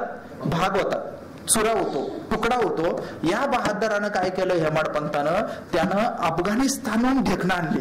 आणि तुमच्या माझ्या घरामध्ये जी ढेकणं झालेली आहे त्या ढेकण्याला जबाबदार कोण आहे? तो कोण? हेमाड पंत जबाबदार आहे. आणि त्यानं चतुर्वर्ग चिंतामणी नावाचा ग्रंथ लिहिलेला आहे. काय आहे तो ग्रंथ? तर तो ग्रंथ हा महाराष्ट्रातल्या लोकांनी 1 वर्षभरामध्ये किती किती उपवासाने तापास करायची याची यादी आहे. आणि सांगू तुम्हाला, त्या एका ग्रंथामध्ये 3-3.5 हजार व्रत सांगितलेली आहे. कल्पना आपण अशी करा, वर्षाला दिवस 360 आणि व्रत किती सांगितले? 365. संतांनी गोष्ट काय केली माहितीये? संतांनी या सगळ्या भानगडीतून तुम्हाला मला सोडवलं आणि एक सांगितलं, इतर भानगडीत पडू नको, फक्त एकादशी कर आणि नीट कर्म कर. तुम्हाला लक्षात येते ना मला काय म्हणायचंय? बहुजन समाजाला, इथल्या सर्वसामान्य समाजाला भक्तीच्या नावानं, धर्माच्या नावानं जिथं जिथं शोषण होताना दिसत होतं तिथली नाकेबंदी कोणी केली असेल तर ती संतांनी केली आणि समाजाला शहाणं करायचं काम केलं. पंढरीची वारी आहे माझे घरी, अनिक न करी तीर्थ व्रत, मी एकादशी व्रत एकादशी करीन उपवाशी. लोक म्हणतात की एकादशी असं काय? अहो, तो एकादशी नावाची जी गोष्ट आहे ना, ती गोष्ट इतर सगळ्या कर्मकांडांना दिलेले पर्याय आहे. आपण सगळे शहाणी लोक आहोत की नाही? श्रद्धेनं वाचलं पाहिजे, काही अडचण नाही. मी सांगू, श्रद्धेनं वेद वाचा, सुंदर आहे. उपनिषद तर मला इतके आवडतात, इतक्या सुंदर गोष्टी आहेत त्याच्यामध्ये. काही लोक संस्कृत भाषेचा इतका द्वेष करतात, त्यांना वाटतं की संस्कृतचा द्वेष केला की आपण लय पुरोगामी झालो. असं काही नाही बरं का. जो कोणी भाषेच्या द्वेषावरून तुमचं प्रतिगामी पण किंवा पुरोगामी पण ठरत नाही, तुम्ही विचार कोणत्या पद्धतीनं करतात यावरून ठरत असतं. पहा ना तुम्ही, तर उपनिषद वाचा, गोड आहे, सुंदर आहे. वेद वाचा, सुंदर आहे. पण दुसऱ्या बाजूला जर आपण समजा मधल्या काही जर पुराण कथा वाचायला घेतल्या, ज्या छोट्या छोट्या याच्यात येतात माहिती ना, त्याच्यामध्ये आजही काहीच नाही. आटपाट नगर होतं, त्याच्या 2 राण्या होत्या. एक राजा होता, त्याच्या 2 राण्या होत्या. एक राणी काय होती? आवडती होती, आणि दुसरी नावडती होती. आणि मग त्या नावडत्या राणीला आयुष्यामध्ये जे जे संकट येत होते, ते संकट 1.25 पावशेर प्रसादाने दूर होतील. अहो, हा किती भंपकपणा आहे सांगू तुम्हाला. ज्ञानेश तुकाराम महाराजांचं वाक्य सांगतो आपल्याला. तुकाराम महाराज काय म्हणाले की एक जण असं पुरुषांवर टीका केली. एक जण आहे ना, पुरुष लई चालाक होता. असतातच पुरुष चालाक असतात. महिलांकडून कशा पद्धतीने अतिश्रम करून घ्यायची याची पिढ्यानपिढ्या DNA पुरुषांचा विकसित झालेला आहे. हो, म्हणजे आणि त्यातही आपल्याकडे विनोद होताना सुद्धा किती होतात. ती बिचारी ST स्टँडवरून एखादी माऊली निघते, लेकरूही तिच्या कड्यावर असतं आणि पिशवी पण असते, आणि हा एकटाच चाललेला असतो, आणि त्याच्यामध्ये पुरुषार्थ वाटतो. मी सांगू, मुलाला उचलून घेणं हा पुरुषार्थ आहे, सहकार्य करणं हा पुरुषार्थ आहे. गोष्ट काय झाली तर ते एक व्यक्ती, आणि त्यानं नवस केला. काय नवस केला? काही नाही, आता 25 होणार आहे, आणि या 25 मध्ये मी जर निवडून आलो तर मी काय करेल? मी बगाड करेल. काय करेल? बगाड करेल. बगाड म्हणजे आपल्याला माहिती आहे, बगाडाचा नवस जो असतो, बगाड लावलेला, आणि आपल्या हाताला भला मोठं होतं ते आता. तर तो बगाडाचा नवस करेल, म्हणजे वर लटकून घ्यायचं. झालं नाही, योगायोगानं तो निवडून आला. याचा अर्थ आता काय करायचं? आता बगाडाचा नवस करायचा. तो बहादर होता. त्या बहादरानं काय केलं? तुकाराम महाराजांनी सांगितलं की, तुकाराम महाराज म्हणाले की त्या बहादरानं काय केलं? तो म्हटला, पत्नीला भेटला आणि तो म्हटला, बघ, तू मी काही निराळ आहे का? तू केलं काय आणि मी केलं काय? आणि गोष्ट काय झाली माहितीये? तिला बगाडाचा नवस फेडायला लावला. कुणी? त्या पुरुषानं. आणि तीच बाई म्हणाली की सिन्नर सार्वजनिक वाचनालयाच्या वतीनं व्याख्यानमाला आहे, आणि सचिन पवार नावाचा वक्ता येणार आहे, तो सांगणार आहे संतांचं सामाजिक योगदान काय आहे, मी जाऊ का? ते म्हटले, नाही जायचं, अजिबात जायचं नाही. तुकाराम महाराजांनी या दुटप्पेपणावर बोट ठेवलं आणि अभंग लिहिला की, दगडाच्या देवा बगाडी नवस, बाईल कथेसी जाऊन येदी. पूर्ण अभंग पहा तुम्ही. आणि तुकाराम महाराजांनी सडकून टीका केली. कशावर केली? 1 दगडाच्या देवावर केली, 2 चुकीच्या कर्मकांडावर केली, 2 आणि 3री जर केली असेल तर पुरुषी अहंकारावर केली. मला खरं सांगा, 1000 वर्षांपूर्वी या देशामध्ये फेमिनिझम नव्हतं. या देशामध्ये व्यक्त होण्याची पद्धत पण नव्हती. आता मेडिकल मध्ये डॉक्टरकडे आपण गेलो तर डॉक्टर 2-4 शब्द जे वापरतो आता, तर ही परिभाषा मागच्या 100-125 वर्षात तयार झाली. वकिलाकडे आपण गेलो आणि वकिलाकडे गेल्यानंतर आपण अटक वॉरंट पासून अमुक जे जे काही म्हणतो, हे 50-100 शब्द हे आता 100-150 वर्षात आले बोलणीमध्ये. मुद्दा काय आहे? शब्द त्या वेळी परिभाषा त्या भाषेप्रमाणे येतात. मात्र तत्व नावाची गोष्ट आहे ना, ती शाश्वत असते. संतांनी इतक्या बारकाईने काय केलं? पाहिलं. आणि मग आपण पाहिलं तर साधारणपणे 1000 वर्षापूर्वी गोष्ट अशी होती की हे सुंदर असं तत्वज्ञान. कोणाचं तत्वज्ञान सुंदर? मी सांगतो, गीता अत्यंत जबाबदारीनं वाचली पाहिजे. आता काही लोकांना असं वाटेल की हे असं का म्हणतोय, आम्ही सांगणार आहे हे पुढं. मी स्वतः सध्या लोकमान्य टिळक, महात्मा गांधी आणि आचार्य विनोबा भावे यांच्या गीतार्थाचा तौलनिक अभ्यास या विषयावर PhD करतोय. गीतेचे जे मॉडर्न इंटरप्रिटेशन्स आहेत, तो माझ्या अभ्यासाचा विषय. मी आपल्याला सांगतो की गीता हा खूप गोड आणि महत्वाचा ग्रंथ आहे. तो आपण अत्यंत आवर्जून काय केला पाहिजे? ऐकला, वाचला पाहिजे. जर गीता व्यवस्थित पद्धतीने पाहिली तर ती आपल्याला दृष्टी देते ही गीता जी आहे ती गीता कृष्णानं अर्जुनाला सांगितली. कुणाला? अर्जुनाला सांगितले. आणि अर्जुनानं ती रणांगणावर ऐकली. कृष्णानं अर्जुनाला सांगितली, मात्र लिहून कुणी घेतली? व्यासानं लिहून घेतली. ती व्यासांनी लिहिली ती. बरं, व्यासांनी लिहिली आणि व्यासांनी काय केलं माहितीये? व्यासांनी गीता ऐकण्याचा अधिकार सगळ्या जाती धर्माच्या लोकांना दिला. ज्ञानेश्वर महाराजांनी व्यासांचं वर्णन केलं. काय म्हणाले की म्हणोनी शब्दे जे न लभे घडोनिया अनुष्टुभे स्त्री शूद्रादी प्रतिभे सामाविले म्हणोनी मी हे आता व्यासांची पदे पाहता पाहता आणिले श्रवण पथा मराठी ये. काय केलं की व्यासांनी सगळ्यांना अधिकार दिला. स्त्रियांना दिला, शूद्रांना दिला, सगळ्यांना संस्कृत ऐकायचा अधिकार दिला. कुणी दिला? व्यासांनी दिला. व्यासांमुळे सर्वसामान्य समाजाला तत्वज्ञान ऐकायचा अधिकार नव्हता, तो मिळाला. त्याच्यामुळे याला काय म्हटलं जातं? याला व्यासपीठ असं म्हणतात. पुढचा मुद्दा असा आहे की व्यासांच्या पुढे संतांनी मजल मानली आणि मजल मारून काय केलं की व्यासांनी फक्त तत्वज्ञान ऐकायचा अधिकार दिला होता सगळ्यांना, मात्र संतांनी सगळ्यांना तत्वज्ञान सांगायचा सुद्धा अधिकार दिला. मला मुद्दा लक्षात येतोय ना? संतांचं योगदान काय आहे? आपल्याकडे वारकरी कीर्तन होतात का? होतात ना, मला माहिती आहे, मोठ्या प्रमाणामध्ये होतात. बरं, समजा ज्ञानेश्वर महाराज, तुकाराम महाराज झाले नसते तर कीर्तन झाली असते की नसती? झाली असते. पण वारकरी कीर्तन नसती झाली. मग काय की त्या कीर्तन जी इतर कीर्तन असती तर काय असतं की त्या कीर्तनामध्ये एक तबलावाला, एक पेटीवाला आणि एक जण बुवा महाराज जो काय तो म्हणणारा. बरं, मला खरं सांगा, आता कीर्तन जेव्हा आपल्याकडे होतात तर कीर्तन होत असताना आपण त्या व्यक्तीचं वक्तृत्व, विद्वत्ता पाहतो मग बोलवतो, बरोबर की नाही? विद्वत्ता वक्तृत्व पाहतो. जर समजा ज्ञानेश्वर महाराज, तुकाराम महाराज जर झाले नसते तर काय झालं असतं माहितीये?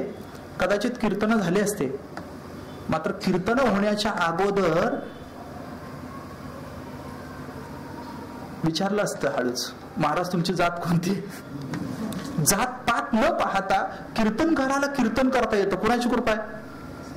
संतांची कृपा आहे. मी हे का सांगतोय? मागचा 50 वर्षाचा स्वातंत्र्याचा इतिहास आणि आता असणारा उदारमतवादपणा हा थोडा बाजूला ठेवा आणि उरलेल्या 950 वर्षाचा अंधकार विचारात घ्या. संतांचं हे योगदान आहे. संतांनी जात पात न पाहता माणसाला बोलायचा अधिकार दिला. संतांनी जात, तुम्ही आता इथे सगळे मंडळी जमलेले, महिला मंडळ, मी सांगतो की तुम्ही इतर कोणत्याही धार्मिक परंपरेमध्ये जा, त्यांचं म्हणणं असं आहे की बाई कोणत्याही जातीत जन्माला आली तरी तिला मोक्षाचा अधिकार नाही. संत हे पहिले असे आहेत की त्यांनी सांगितलं की बाई कोणत्याही जातीतली असू देत किंवा तिची जात जरी माहीत नसली तरी सुद्धा विठोबा तिच्यासोबत दळण दळायला येऊ शकतो जनाबाई. ही गोष्ट साधी वाटते तुम्हाला? आता तुम्ही सगळ्या मंडळी इथं बसलेले आहेत आणि एकीच्याही डोक्यावर पदर नाही. माझं याच्याबद्दल अजिबात तक्रार नाही बरं का, अजिबात नाही काही तक्रार, अजिबात नाही. मी उदारमतवादी आणि आधुनिक शिक्षण घेतलेला कीर्तनकार आहे. पूर्वीच्या काळी दारिद्र्यच एवढं होतं की डोक्याला लावायला खोबरेल तेलच नव्हतं आणि ते लपवण्यासाठी केलेलं ढोंग म्हणजे पदर घेणे असं वाटतं मला. सनस्क्रीन व्यवस्थित लावायची नाही, चेहऱ्याची काळजी व्यवस्थित घ्यायची नाही, हे ढोंग वाटतं मला. तुम्ही सगळे इथं बसलेला, ही क्रांती आहे. पण ही क्रांती कुणी केली पहिल्यांदी? ही जनाबाईंनी केली. आणि जनाबाई काय म्हणाल्या? 750 वर्ष अगोदर म्हणाल्या जावेदबाई, काय म्हणाल्या? डोईचा पदर आला खांद्यावरी, भरल्या बाजारी जाईन मी.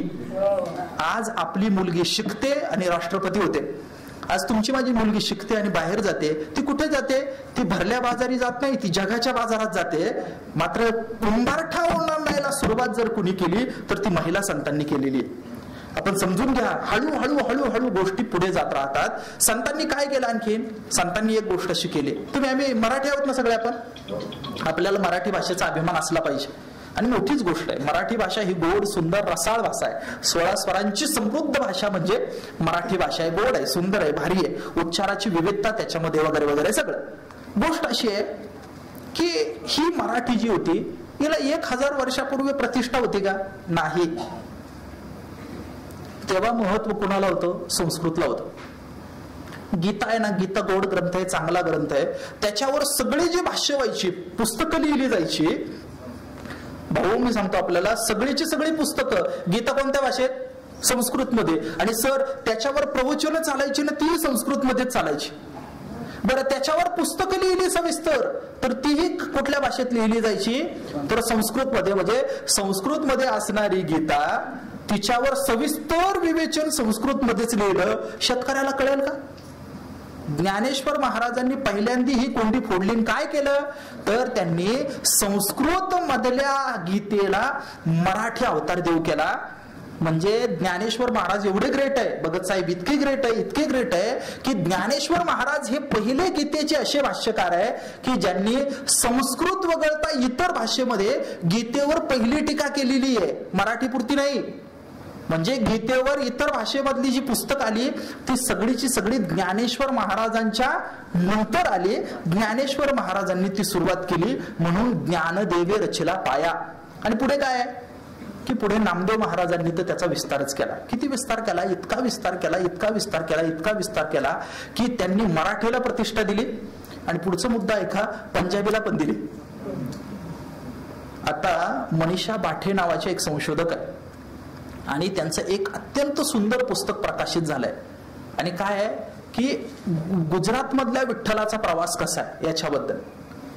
गुजरातमध्ये नरसिंह मेहतांकडे विठ्ठल पोहोचला, तो नामदेव महाराजांनी पोहोचवला.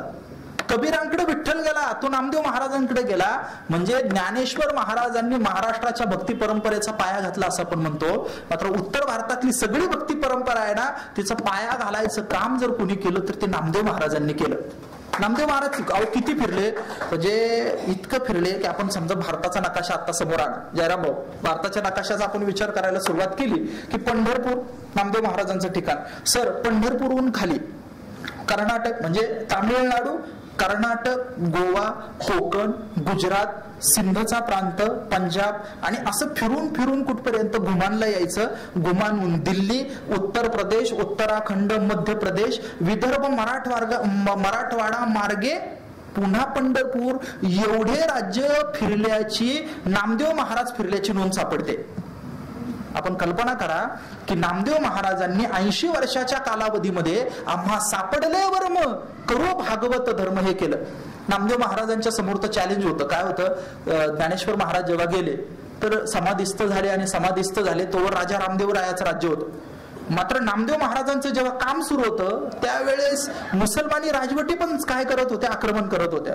म्हणजे दोन प्रश्न होते. धर्मांतर्गत असणारे पुरोहित जे आहेत ना त्यांच्याशी पण नामदेव महाराजांनी लढा दिला आणि दुसऱ्या बाजूला परकीय राजवटी आणि त्याचे पण जे धर्मगुरू आले होते त्यांच्याही कट्टरपणाच्या विरोधात लढा दिला. नामदेव महाराजांनी हिंदूंमधल्याही कट्टर लोकांना विरोध केलेला आहे आणि काय मुस्लिमांमधले कट्टर लोकांना विरोध केला आणि त्यांनी मानवतेचा धर्म सांगायचं काम केलं. हे नामदेव महाराजांचं योगदान आहे मोठं, प्रचंड. अहो, आणि किती प्रेम, इतकं कारुण्य नामदेव महाराजांकडे होतं की ते आपल्याकडं महंत, मठपती यांना गादीवर बसवण्याची उपद्व्याप आपल्या सगळ्या किती राजकारण होतं त्याच्यावर काय असतं, म्हणजे कोणी बसवायचं काय असं तसं. नामदेव महाराजांनी भारतभर संप्रदाय तयार केला आणि तिथं उत्तराधिकारी म्हणून कुणाला नेमलं तर जालन नावाचा सुतार होता आणि केशव कलंदर नावाचा महारोगी होता. एका महारोग्याला तुम्ही कल्पना करा की तुमचे सगळ्यांचे हातपाय सडलेले, नाकाच्या ऐवजी फक्त भोकच आहे आणि शेजारी तुम्ही बसलाय ना, तुमचा खूप वास येतो. सहन होईल का आपल्याला? कुष्ठरोगाच्या अंतिम टप्प्यात अशी अवस्था असते. आणि कल्पना करा की अशा एखाद्या व्यक्तीवर रोज उपचार करायचे, रोज उपचार करायचे एवढा पुरता मुद्दा नाही तर त्याला कुष्ठरोगातून बाहेर काढायचं, आणि बाहेर काढायचं एवढा मुद्दा नाही तर आपल्या गादीवर बसवायचं. हे फक्त नामदेव महाराज करू शकतात. म्हणजे जातपात तर सोडून द्या की तत्कालीन व्यवस्थेमध्ये गावाबाहेर फेकल्या गेलेल्या महारोग्याला सुद्धा प्रतिष्ठा द्यायचं काम संतांनी केलं. आता इथून मंडळी सगळे चालत जातात, कुठं? शिर्डीला चालत जातात. Everybody love Sai, Sai love everybody, Sairam Sairam Sairam Sairam, बरोबर की नाही? आणि जात असताना तीर्थ म्हणजे शिर्डी जरी दूर असलं तरी इथं दर 500 मीटरला एक तीर्थक्षेत्र आहे, बरं का? आपल्या सगळ्यांना कल्पना आहे का? असं 500 मीटरवर एक तीर्थक्षेत्र आहे इकडं पलीकडे या रस्त्याला. हो हो, आणि तिथं पारमार्थिक साधना चालतात. तुम्हाला नाही का लक्षात आलं? तुम्हाला माहिती नाही. आणि गोष्ट काय होती माहितीये की तिथं पवित्र जल प्राशन केलं जातं. काय केलं जातं? पवित्र जल प्राशन केलं जातं. आणि मग त्या पवित्र अशा वातावरणामध्ये लोक कुठं जातात? शिर्डीला जातात. आणि शिर्डीला जात असताना गडबडीमध्ये सिन्नर शिर्डी रस्त्याला जर अपघात झाला तर ही मंडळी अशी डोकावतील आणि काय करतील? अशी जातील. भजनात मग्न आहे. मात्र अशी जातील. साईबाबा रोज तुळशीराम नावाच्या महारोग्याच्या जखमांना गावरान तूप लावायचे साईबाबा. आणि सांगतो विजयादशमी अधिक एकादशी 1917 साईबाबांनी जो देह ठेवला तो सुद्धा त्या महारोग्याच्या मांडीवर ठेवलाय. एका कुष्ठरोग्याच्या मांडीवर साईबाबांनी देह ठेवला आणि आयुष्यभर त्यांनी त्याची सेवा केली. संतांचा हा सेवेचा विचार आपण विसरून जातो, त्यात एक्साइटमेंट असत नाही हे विसरून जातो आपण. नामदेव महाराजांनी कुणाला तरी मदत केली हे विसरून जातो आपण. ज्ञानेश्वर महाराजांनी काही एक सेवा केली हे विसरून जातो. धर्म नावाची गोष्ट होती आणि धर्म पूर्वीच्या काळी संतांच्या काळामध्ये फक्त काय आहे, मठामध्ये बसलेले असायचे महाराज. ज्ञान द्याय ज्याला आवश्यक असेल त्यानं मठात यायचं, सेवा पण ज्याला आवश्यक असेल त्यानं यायचं, महाराजांना दक्षिणा द्यायची. संतांनी हे सगळं बदलून टाकलं. काय केलं, ते स्वतः लोकांमध्ये गेले, स्वतः ज्ञान सांगितलं, त्याचे पैसे पाणी घेतले नाही आणि वरून धर्माचा उपयोग हा गरिबाचे अश्रू पुसण्यासाठी केला. संतांचं हे योगदान आहे. ख्रिश्चन मिशनऱ्या नंतर आल्या, मात्र त्याच्या अगोदर धर्मसेवेशी जोडायचं काम जर कुणी केलं असेल तर ते काम ज्ञानेश्वर महाराज, तुकाराम महाराज आदी करून संतांनी केलं. संतांचं हे भलं मोठं सामाजिक योगदान आहे. आता 2-3 मुद्दे शेवटचे बोलून मी थांबणार. हे सगळं सामाजिक झालं. भाषेबद्दल बोलताना एक मुद्दा मी विसरून जाईल. मला एक साधी गोष्ट अशी विचारायची आपल्याला की ज्ञानेश्वर महाराजांनी ज्ञानेश्वरी कशात लिहिली? मराठीत. बरं, पुढचा मुद्दा, नामदेव महाराजांनी कुठे कशात लिहिलं? मराठीमध्ये लिहिलं, प्रादेशिक भाषेमध्ये लिहिलं. आणखीन एक पुढचा मुद्दा सांगतो, एकनाथ महाराजांनी कशात लिहिलं? कशात? मराठीमध्ये लिहिलं, प्राकृतात लिहिलं. खरं तर ज्ञानेश्वर महाराज आणि नामदेव महाराज यांच्यापेक्षा एकनाथ महाराजांना काही गोष्टी चांगल्या होत्या. काय होतं? त्यांच्याकडे श्रीमंती होती, दुसरी गोष्ट ज्ञान होतं, आणि तिसरी गोष्ट मोठ्या जातीत पण जन्माला आलेली होती. खरं तर यापैकी सर एक जरी गोष्ट एखाद्याकडे असली ना तरी तो माजल्यासारखा करतो, माजोरडेपणा करतो. तो ज्ञान असेल तरी लोक उन्मत्त होतात, सत्ता आली तरी उन्मत्त होतात, पैसे आले तरी उन्मत्त होतात. एकनाथ महाराजांकडे एवढं सगळं असूनही शांत राहणं, म्हणून एकनाथ महाराज शांतीब्रह्म आहे. आणि गोष्ट काय, पोरानंच तक्रार केली. काय तक्रार केली? ते म्हटले की आमचं पप्पा, याला जन्माना अधिकार आहे संस्कृत बोलायचा, मोठ्या घरात जन्माला आलं, याला अवदासा सुचली आणि हा काय करतो, हा ही साधारण कुणब्यांची भाषा बोलतो, लिहितो, सांगतो. आणि पोरानं तक्रार केली. कुठं? नाशिकला का? नाही, मुंबई हायकोर्टात नाही, तेव्हाच सर्वोच्च न्यायालय जे होतं ते काशीला होतं आणि तिथं तक्रार केली. मुलानं तक्रार केली. काय कारण तक्रार करायचं? काही नाही, माझा पप्पा हा सामान्य लोकांना शहाणं करायचं काम करतो, म्हणून पोरानं तक्रार केली. आणि तिथे एकनाथ महाराजांनी साक्ष दिली आणि सांगितलं संस्कृत भाषा देवी केली. तुमचं काय म्हणणं आहे? संस्कृत भाषा देवानं केली असं म्हणणं आहे. मग प्राकृत काय चोरापासून झाली? काय प्राकृत काय चोरट्यांपासून झाली का? गोष्ट अशी आहे की ज्ञानेश्वर महाराज, तुकाराम महाराज, एकनाथ महाराज या मंडळींनी मराठीला ज्ञानभाषा केली आणि त्याच्यामुळे छत्रपती शिवाजी महाराजांचं राज्य आलं. आणि राज्य आल्यानंतर छत्रपती शिवाजी महाराजांनी त्या मराठीला राजभाषा केलं. माझा प्रश्न असा आहे, मला वेगळं म्हणायचंय, मला असं विचारायचंय की संतांनी जर मराठीचा एवढा गौरव वाढवला नसता तर शिवाजी महाराजांनी राजभाषा केली असती का? याच्यावर प्रश्नचिन्ह आहे. गोष्ट अशी आहे, इथल्या सामान्य माणसाला मोठं करणं, त्याच्या भाषेला मोठं करणं, त्याला आत्मविश्वास देणं, हे काम संतांनी केलं. एकनाथ महाराजांचा विषय निघाला म्हणून 2 वाक्य सांगून मी समारोपाकडे येणार आहे. गोष्ट अशी आहे की तिकडं झालं सगळं. कुठं? काशीला. तिथं अधिकार कळाला एकनाथ महाराजांचा आणि अधिकार कळाल्यानंतर त्यांचा भला मोठा सन्मान झाला. तिथं सुवर्णपत्र दिलं गेलं, हत्तीहून मिरवणूक काढली गेली. आता दिल्लीमध्ये भारतरत्न पुरस्कार मिळतो की नाही, तसा भारतरत्न त्यावेळेस कुणाला मिळाला? एकनाथ महाराजांना भारतरत्न मिळाला. तेव्हा काय झालं, एकनाथ महाराज आले देशावर आणि देशावर आल्यानंतर एकनाथ महाराजांनी ते सुवर्णपत्र गंगा गोदावरीला अर्पण केलं.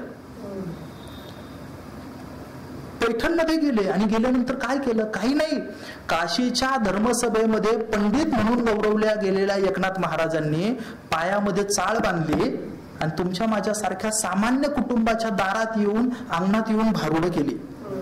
ज्ञान कमावल्यानंतर किती खाली यायचं असतं याचं सर्वोच्च उदाहरण म्हणजे एकनाथ महाराज. माझे मित्र मला म्हणत असतात की सच्या, एवढं सगळं बरं चाललेलं असताना तुला हे धोतर घालून कीर्तन करायची अवदासा का सुचली? मी त्यांना सांगत असतो, आमच्या घराण्यामध्ये माझा एक पंजा होऊन गेला आणि त्याचं नाव एकनाथ महाराज आहे. त्यानं सांगितलंय तुम्ही जेवढे ज्ञानी व्हाल ना तितकं साधं झालं पाहिजे. ज्ञान लोकांपर्यंत. अहो कल्पना करा ना, एका मोठ्या जातीमध्ये गोरं गोमटं पोरग प्रचंड श्रीमंती असणार आणि अंगणात येऊन जर चाळ बांधून दार उघड बाई आता दार उघड, दार उघड बाई आता दार उघड असं म्हणत असेल तर आपल्याला सहन होईल का? पण एकनाथ महाराजांनी हे का केलं? कारण तिला माहिती आहे की महाराष्ट्र लक्ष्मीचं जर दार उघडायचं असेल तर तिचा भुत्या होऊन नाचावं लागेल. मठात मंदिरात गाद्यांवर बसून धर्म ज्ञान पोहोचणार नाही. धर्म पोहोचवण्याचं काम संतांनी केलं. काय झालं, एकदा धर्मच पडला आजारी. कोण? धर्म. खरा धर्म आजारी पडला. कोणता? नाही का त्याच्यावर आता भांडणं होत आहेत ना, तो आजारी पडला. आज जसा आजारी पडला ना तसाच. तर तो आजारी पडला धर्म. आणि धर्म आजारी पडल्यानंतर त्यानं रात्री 12 वाजता तो डॉक्टरकडे गेला. कोणाकडे गेला? डॉक्टरकडे गेला. दरवाजा वाजला, ठक ठक ठक. डॉक्टर जागाच होता. बोलवलं, त्याचा उपचार केला आणि धर्म बरा केला. डॉक्टरचं नाव काय माहितीये? डॉक्टरचं नाव तुकाराम महाराज आहे. आणि रामेश्वर भट्ट वाघोलीकरांनी लिहून ठेवलं की त्या धर्माला कुष्ठरोग झाला होता, क्षयरोग झाला होता, दमा झाला होता सगळा असा.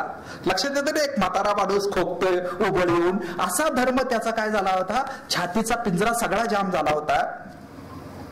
रामेश्वर भट्ट वाघोलीकरांनी लिहिलं की अधर्म क्षयव्याधी धर्माशी स्पर्शिला. काय झालं की क्षयव्याधी धर्माला झाली आणि तोत्वा उपचारीला अनन्य भक्ती. तुकोबाराय तुम्ही असे आहात की तुम्ही त्याला हरिभक्तीचं औषध दिलं, धर्माला बरं केलं. धर्म जरी आजारी पडला तरी त्याला सुद्धा संतांकडे जावं लागतं. आणि आमची ज्ञानेश्वर महाराजांच्या प्रमाणानुसार व्याख्या अशी आहे की संतांनी धर्म आचारला की नाही माहिती नाही, संतांनी जो आचारला ना तो धर्म आहे. एथ वडील जे जे करती तया नामो धर्म ठेविती येरतेची अनुष्ठिती सामान्य सकळ. वेद गोड आहे. मी सांगतो, मी विद्यार्थी आहे, मी सांगतो आवर्जूनच वाचला पाहिजे इतकं सुंदर आहे. उपनिषद आवर्जून वाचलं पाहिजे इतकं सुंदर आहे. मात्र मुद्दा आहे का की वेद एक असला तरी सुद्धा गोष्ट अशी असते की त्याचे वेगवेगळे लोक वेगवेगळे अर्थ करतात.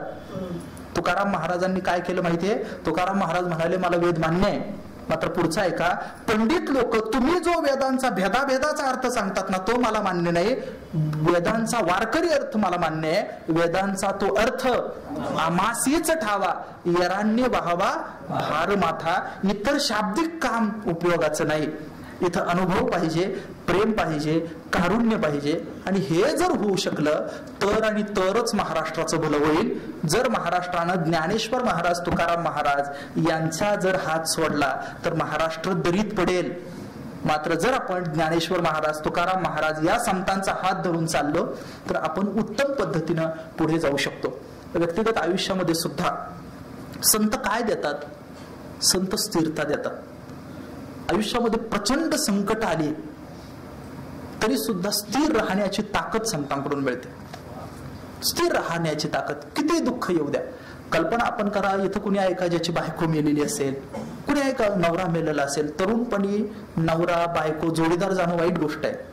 मुलगा जाणं तरुण वाईट गोष्ट आहे, खूप वाईट गोष्ट आहे. मी सांगतो आपल्याला, काल परवापर्यंत आपण सगळेचे सगळे येतोय समजा, आणि येत असताना या या या बसा बसा बसा बसा बसा सगळे सत्कार आपल्या हस्ते चाललेत. लग्नपत्रिकेत आपलंच नाव आहे, आशीर्वाद द्यायला पण आपण आहे, सगळ्या ठिकाणी आपण आहोत आपण आहोत आपण आहोत. आणि कल्पना अशी करा की समजा एखाद्या दिवशी जे गाव कालपर्यंत सगळं सन्मान करत होतं ते जर काठी घेऊन मारायला धावलं तर आपल्याला सहन होईल का?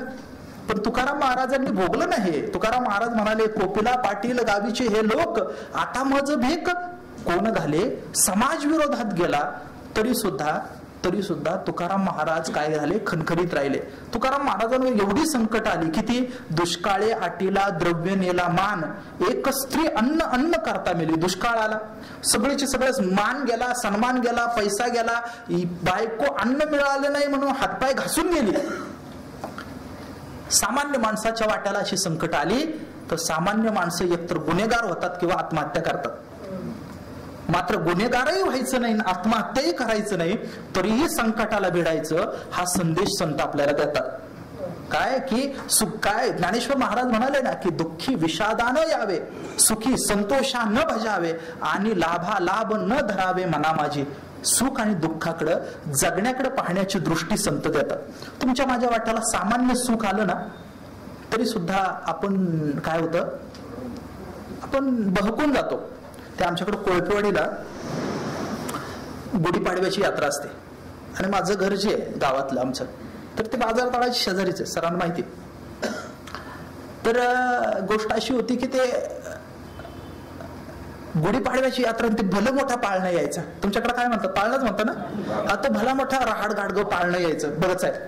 आणि गोष्ट अशी असायची की मग ते पाळणं बांधायला सुरुवात झाली की मला असं वाटायचं कधी बसायला मिळणार, एक्साइटमेंट होते कधी बसायला मिळणार. मग ते पाने लावून बांधत जरी असले ना तर मी जाऊन पाहणार आणि मी विचार करायचो ज्या दिवशी पहिली फेरी होईल पहिल्या दिवशी मीच बसणार. कुठं, त्या पाळण्यामध्ये काय करणार, मीच बसणार. आणि मग ज्या दिवशी पाळण्याची पहिली फेरी असायची आजोबांकडून पैसे घ्यायचे, पळत पळत कुठं जायचं, पाळण्याकडे जायचं. 15 दिवस विचार केलेला असायचा आता काय करणार, पाळण्यात बसणार. आणि पाळण्यात बसलो की मग माझं घर दिसणार, मित्रांची घरं दिसणार, आमचं बाजार तळ दिसणार, मंदिरा शेजारचं तळ दिसणार, आपलं शेत पण दिसणार, मित्रांची घरं दिसणार, वरून आयटी मध्ये आपण सगळं असं पाहू. असं किती दिवस कल्पना चालायची रवींद्र भाऊ, 15 दिवस चालायची. पुढचा मुद्दा असा आहे, जाऊन बसलं पहिल्या दिवशी, जसा जसा जसा पाळणा वर जायला लागायचा तसं तसं काय व्हायचं, पोटात तसा पोटात गोळा यायचा. आणि पुढची मजा अशी आहे की सर सगळ्यात वर गेलं ना, सर्वात उंचीवर गेलं की काय व्हायचं, डोळे फिरायचे. हा, बऱ्याचदा उंचीवर गेल्यावरच अनेक लोकांचे डोळे फिरतात.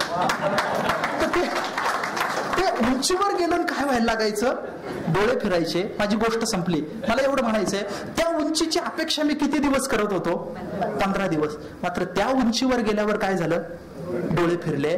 तुमच्या माझ्या आयुष्यामध्ये सुद्धा अनेक लोकांचं पतन हे यशाच्या सर्वोच्च अवस्थेतून सुरू होतं. आपण काहीतरी मिळवलंय, कमावलंय, आपण कुणीतरी विशेष आहोत असा भाव एकदा निर्माण झाला की आपल्या पतनाला सुरुवात होते. संतांनी ही जाणीव दिली. तुम्ही पहा, गाथा ज्ञानेश्वरी नाहीतर अंगी उर्मटपणा आला असता. ज्ञानेश्वर महाराजांनी किंवा संतांनी असं म्हटलंय, भक्ती प्रेमाविन ज्ञान नको देवा, अभिमान नित्य नवा, तया माझी प्रेम सुख देई, प्रेम सुख देई, प्रेमाविन नाही समाधान. भक्ती आणि प्रेम ही जी गोष्ट आहे ही कुणाच्या शोषणावर अवलंबून नाही. तिथं सगळ्या जाती धर्म पंथाच्या लोकांना अधिकार आहे. फक्त एक गोष्ट करावी लागेल, व्यक्तिगत पातळ्यांवर तुम्हाला स्वच्छ राहावं लागेल, अहंकार विरहित राहावं लागेल. आणि जर असं आपण राहू शकलो तर मला वाटतं की आपण खूप उत्तम रीतीनं पुढे जाऊ शकतो. ज्ञानेश्वर महाराज, तुकाराम महाराज या संतांनी हा जो विचार आपल्याला सांगितला होता, हा विचार मी नियोजित वेळेमध्ये आपल्यापर्यंत पोहोचवण्याचा प्रयत्न केला. याच्यानंतर एक गोष्ट अशी होणार आहे, मी आणखीन 1.5 तास गप्पा मारू शकतो. किती? 1.5 तास गप्पा मारू शकतो. मात्र काय महत्वाचे काही मुद्दे होते की मी बोललो. मी पुन्हा एकदा आपल्याला मनापासून वंदन करतो, नमस्कार करतो. इथं 51 वर्षांची परंपरा असणार हे वाचनालय आणि आपण सगळी ज्येष्ठ मंडळी, भगत साहेब आपण 25 वर्षापासून या सगळ्या गोष्टी करतायत. मी आपल्या सगळ्यांना मनापासून वंदन करतो. सर्वांच्या पायावर अत्यंत नम्रपणानं डोकं ठेवतो. 51 वर्षाची परंपरा असणारी ही व्याख्यानमाला, आणि माझं वय वर्ष 35 आहे. म्हणजे माझ्या वयापेक्षाही ही काय आहे, इथं 1.5 मोठी ज्ञानाची परंपरा आहे. आणि इथं आपल्या सगळ्यांच्या समोर येऊन ज्ञानेश्वर महाराज, तुकाराम महाराज यांच्याबद्दल बोलता आलं. काही गोष्टी राहिल्या, काही गोष्टी अतिरिक्त बोलल्या गेल्या वगैरे. जे राहिलं त्याच्याबद्दल काय मला खंत वगैरे वाटत नाही, आणि जे बोललो त्याच्याबद्दल काही विशेष असं काही वाटत नाही. हा, मला वाटलं 1-1.25 तासभर मला आपल्याशी बोलता आलं, चांगल्या पद्धतीने बोलता आलं. आपण सगळ्यांनी एकही विनोदी किस्सा न सांगता आपण 1-1.25 तास खूप गंभीरपणे ऐकून घेतलं. महाराष्ट्रामध्ये ज्ञानेश्वर महाराज, तुकाराम महाराजांचा विचार आपण समजून घ्या अशी विनंती मी आपल्या सगळ्यांना करतो. तुम्ही देव माना मानू नका, धर्म माना मानू नका. गाथा ज्ञानेश्वरी नावाच्या गोष्टी प्रचंड सुंदर आहे. त्याची भाषा थोडीशी जड असेल, आता ती कदाचित कळणार नाही आपल्याला, मात्र थोडंसं ते समजून घ्या. हळूहळू वाचायला सुरुवात केली की जगाचा स्वभाव कळायला लागतो आणि तरुण पण वाया जात नाही. पुन्हा एकदा आपल्या सगळ्यांना मनापासून धन्यवाद मी देतो. आणि सिन्नर सार्वजनिक वाचनालयानं मला इथं आमंत्रित केलं याच्याबद्दल खूप मनापासून आभार मानतो. सगळ्या पदाधिकाऱ्यांचे आभार मानतो. जयराम भाऊ तुम्ही आहात, रवींद्र भाऊ तुम्ही आहात, जावेदभाई तुम्ही आहात, शाहीर, आपल्या सगळ्यांना वंदन. सगळ्यांच्या पायावर वारंवार नमस्कार करतो. आणि गुरुजी इथं असणं ही माझ्यासाठी मोठी गोष्ट आहे. त्यांना ते मुलाचं कौतुक पाहायला इथं आले. काय काय पुत्राच्या विजये पिता संतोषत जाय, माझ्यासाठी ही मोठी गोष्ट होती. मी सगळ्यांना वारंवार वंदन नमस्कार करतो. आपल्यालाही एक 5 मिनिटं पुढची जी असतील, मला कल्पना आहे आता आभार प्रदर्शन होईल, मात्र आपल्याला संत वाङ्मयाच्या बद्दल जर काही प्रश्न असतील तर 1-2 प्रश्न आपण विचारा. माझा वकूफ जसा असेल तशी उत्तर मी द्यायचा प्रयत्न करेल. मी न्यायाधीश नाही, माझं मत आहे. काय असेल माझं मत असेल ते. आपण ते 2 प्रश्न घेऊयात आणि मग मी समारोप करतो. ज्ञानेश्वर महाराज, तुकाराम महाराज यांना संत म्हणून संबोधलं जातं. अर्थात त्यांची कीर्ती तेवढी मान आहे. आजच्या या आधुनिक युगात संत कोणाला म्हणावं? बरं, तुम्ही विचारा. घ्या. आपण वारकरी पंथाचा संतांविषयी सगळं सांगितलं, तर तुमचं भाषण तसं मला खूप आवडलंच आहे. मला एक थोडीशी सगळ्यांना समजावं म्हणून एक प्रश्न, की संत रामदास स्वामी पण होते आणि ते वारकरी पंथातले होते का? दुसरी गोष्ट, आज जो त्यांच्याविषयी जो शिवाजी महाराज आणि रामदास स्वामी यांच्याविषयी जो वाद घातला जातो तो योग्य आहे का? रामदास स्वामींचं सुद्धा आपल्या महाराष्ट्रावर खूप मोठं योगदान आहे, एक कोणत्या याचं असेल, परंतु याच्याबद्दलही आपण थोडेसे 2 शब्द आम्हाला सांगावं. येस, सांगतो. आणखीन काही आहे का? ते कोणी खुनाबद्दल विचारा ना, कारण महाराष्ट्राला एवढेच प्रश्न मुख्य पडलेले. विचारा. ते तुकाराम महाराजांच्या खुनाबद्दल विचारा ना. काय महाराष्ट्राच्या समोर संतांच्या संदर्भानं सर एवढेच 2-4 प्रश्न आहे. घरात गाथा ज्ञानेश्वरी आहे की नाही हे विचारलं पाहिजे आता या लोकांना. धरलाय व्यवस्थित. बोला. बरं, वा. चला, आता 3 प्रश्न आहे. 3 प्रश्नांची उत्तर देणार आणि थांबणार. एक पहिला प्रश्न असा आहे. बोला. तुकाराम महाराज सदैव वैकुंठाला गेले. येस, चला आणखी पुढे.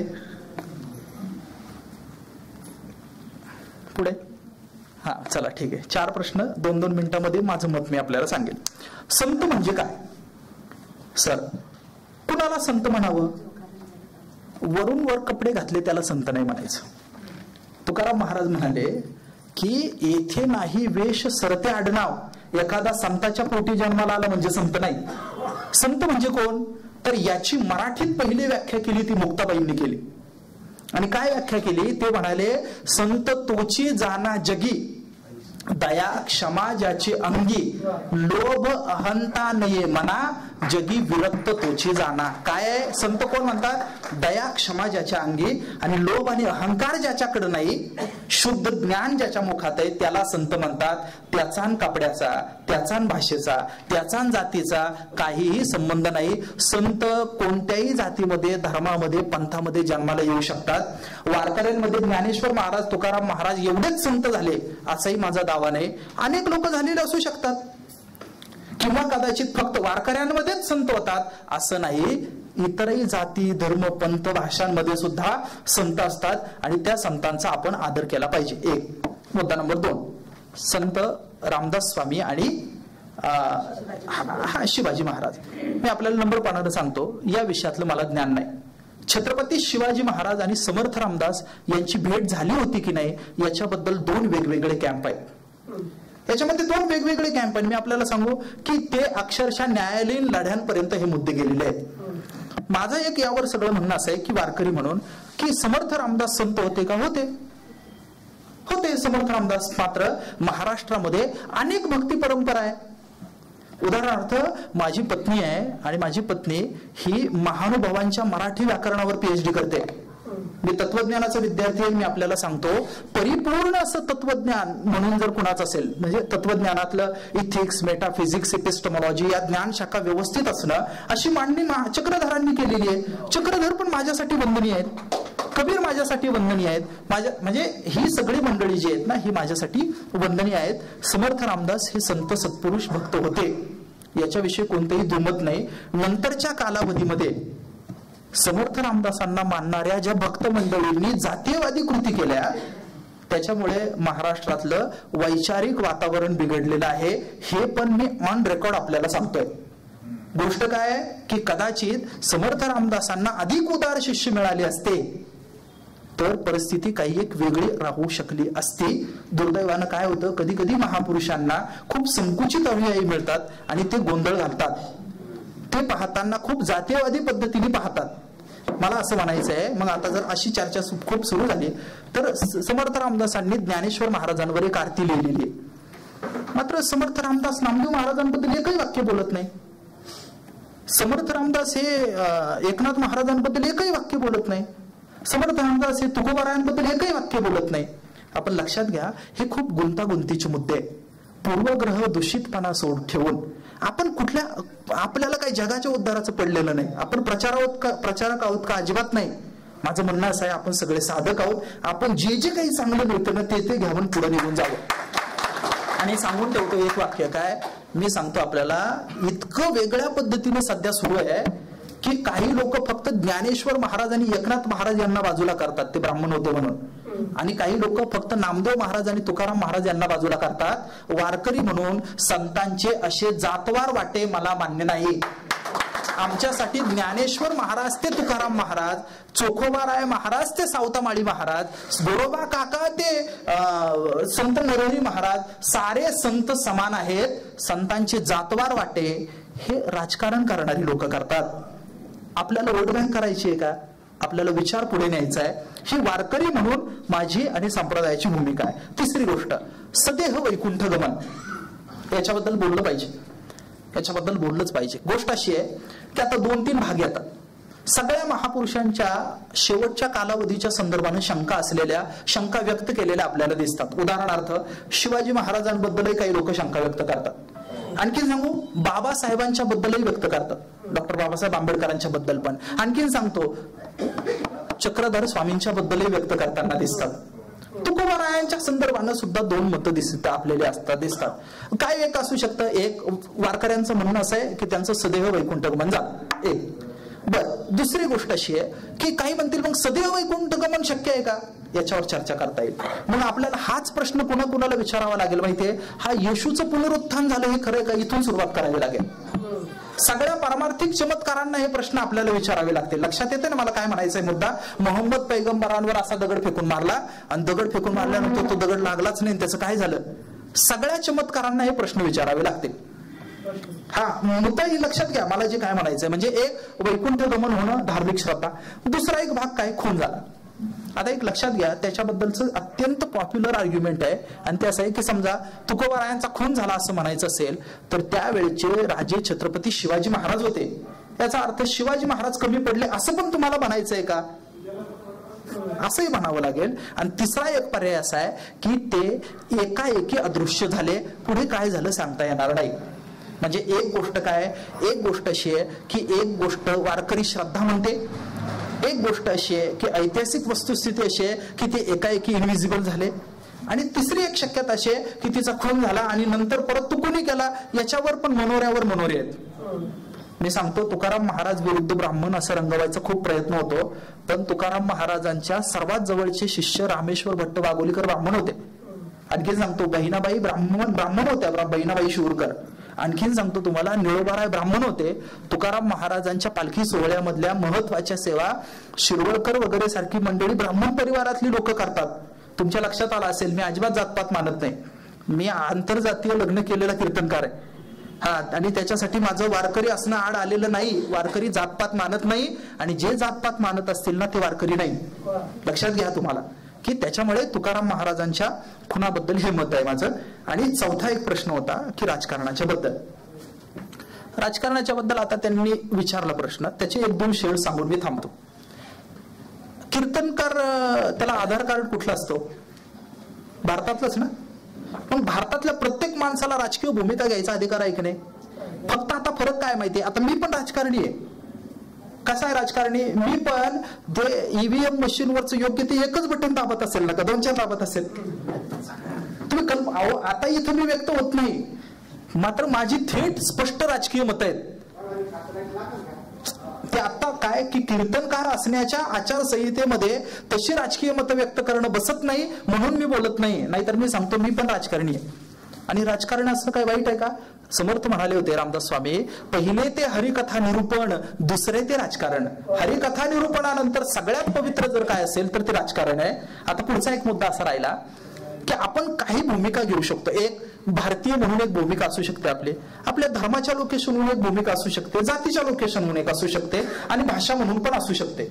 आता गोष्ट अशी आहे की काही लोकांनी खूप सर्वसमावेशक पद्धतीनं वागलं बोललं पाहिजे अशी समाजाची त्यांच्याकडून अपेक्षा असते. तर कीर्तनकार आणि शिक्षक या दोन व्यक्ती अशा त्यांनी सर्वसमावेशक वागावं बोलावं अशी त्यांच्याकडून अपेक्षा असते. आता काही कीर्तनकार असं होतं ना की मी सांगतो तुम्हाला, मला माफ करा बोलेल मी, अनेक सप्त्यांमध्ये जातवार फक्त एकाच जातीचे महाराज असतात. काय करायचं त्याचं? जात म्हणून काही लोक होतात ना, एकत्र येतात. काही आपण पाहिलं तर कधी कधी फक्त धर्म म्हणूनच मुद्दा असतो. कधी पाहिलं तर काही पक्ष असे असतात की ते विशिष्ट महाराज लोकांनाच काय करतात, इंजिन पाणी देतात आणि राजकारणात कामाला लावतात. आता काय करणार याचं? कृपा करून विनंती अशी आहे की हे व्यक्तिगत मानवी दुर्गुण आहेत, ते संतांवर थोपवू नका. हे आता समजा उदाहरणार्थ माझं एखादं वाक्य आता तिरकच गेलं, याला तुकाराम महाराज जबाबदार आहे का? याला जबाबदार कोण आहे? मी जबाबदार आहे. आपली अडचण अशी होते, आपण व्यक्तीचे गुणदोष हे समूहाला लावत असतो. काय लावतो? समूहाला. कीर्तनकार असेल एखादा, आता बाद एखादा राजकारणी असेल तर त्याला दरडावून जाऊन आपण विचारलं पाहिजे. काय केलं पाहिजे? त्याला दरडावून जाऊन आपण विचारलं पाहिजे. राजकीय भूमिका घेण्याचा सगळ्यांना अधिकार आहे, फक्त कीर्तनामधून राजकारण नाही सांगायचं. काय केलं पाहिजे? कीर्तनाची मर्यादा आहे ना, सगुण चरित्रे परमपवित्रे सादर वर्णावी, सज्जन वृंदे मनोभावे आदी वंदावे, आणि पुढे बरंच काय काय, ऐसी कीर्तन मर्यादा आहे संतांच्या घरची. बघा, कीर्तनकारानं राजकीय असलंच पाहिजे, पण पुढचा आहे का, पक्षी असता कामा नये. पक्षी असता कामा नये. समतेच्या बाजूला असणं म्हणजे राजकारण आहे. राजकारणाची खूप छोटी व्याख्या केलेली आहे लोकांनी. पक्षी समतावादी असणं म्हणजे राजकारण आहे, बंधुतावादी असणं म्हणजे राजकारण आहे, न्यायाच्या बाजूने असणं म्हणजे राजकारण आहे. आणि तुकाराम महाराज तसे राजकारणी होते, त्याच्यामुळेच ते पायकीचे अभंग सांगू शकले. काय सांगू शकले? ते पायकीचे अभंग सांगू शकले. मराठी भाषेच्या बाजूनं, मराठी भाषेच्या सांस्कृतिक राजकारणाच्या बाजूने होते, म्हणून एकनाथ महाराज मराठीत लिहून बोलू शकले ना. म्हणजे सांस्कृतिक राजकारण असेल किंवा इतर सगळ्या ठिकाणी वारकरी या भूमिकेतून आपण काय केलं पाहिजे, पुढे गेलं पाहिजे. काही बहादर काय करतात, ताकाला जातात आणि भांड लपवतात. काय करायचं? ते ताकाला गेलं पाहिजे, मात्र आपण भांडे लपवले नाही, आपल्या भूमिका थेट ठेवल्या. आणि मी सांगू तुम्हाला, माझ्या लक्षात असं आलंय की आपण खूप स्पष्ट असलो ना तर आपल्याला अधिक लोकांचं प्रेम मिळत जातं. पहिला 1, 1.5, 2 मिनिटं लोकांना वाटेल का रे हे लईच थेट चाललंय, पण सर सांगू का, 70-80 मिनिटांनी माझा अनुभव असा आहे, लोकांच्या लक्षात असं येतं की अरे हा प्रामाणिक माणूस आहे आणि याच्यावर प्रेम केलं पाहिजे, संपलं.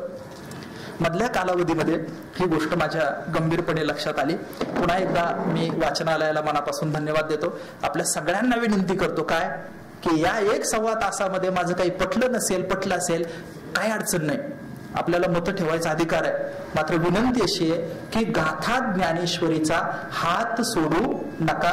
गाथा वाचा, ज्ञानेश्वरी वाचा, जगण्याला एक वेगळी दिशा मिळेल. पुन्हा एक वार आपण सर्वांना वंदन करतो, सर्वांच्या पायावर डोकं ठेवतो. आणि काही चुकलं असेल तर आपण सगळी मंडळी मला माफ करा.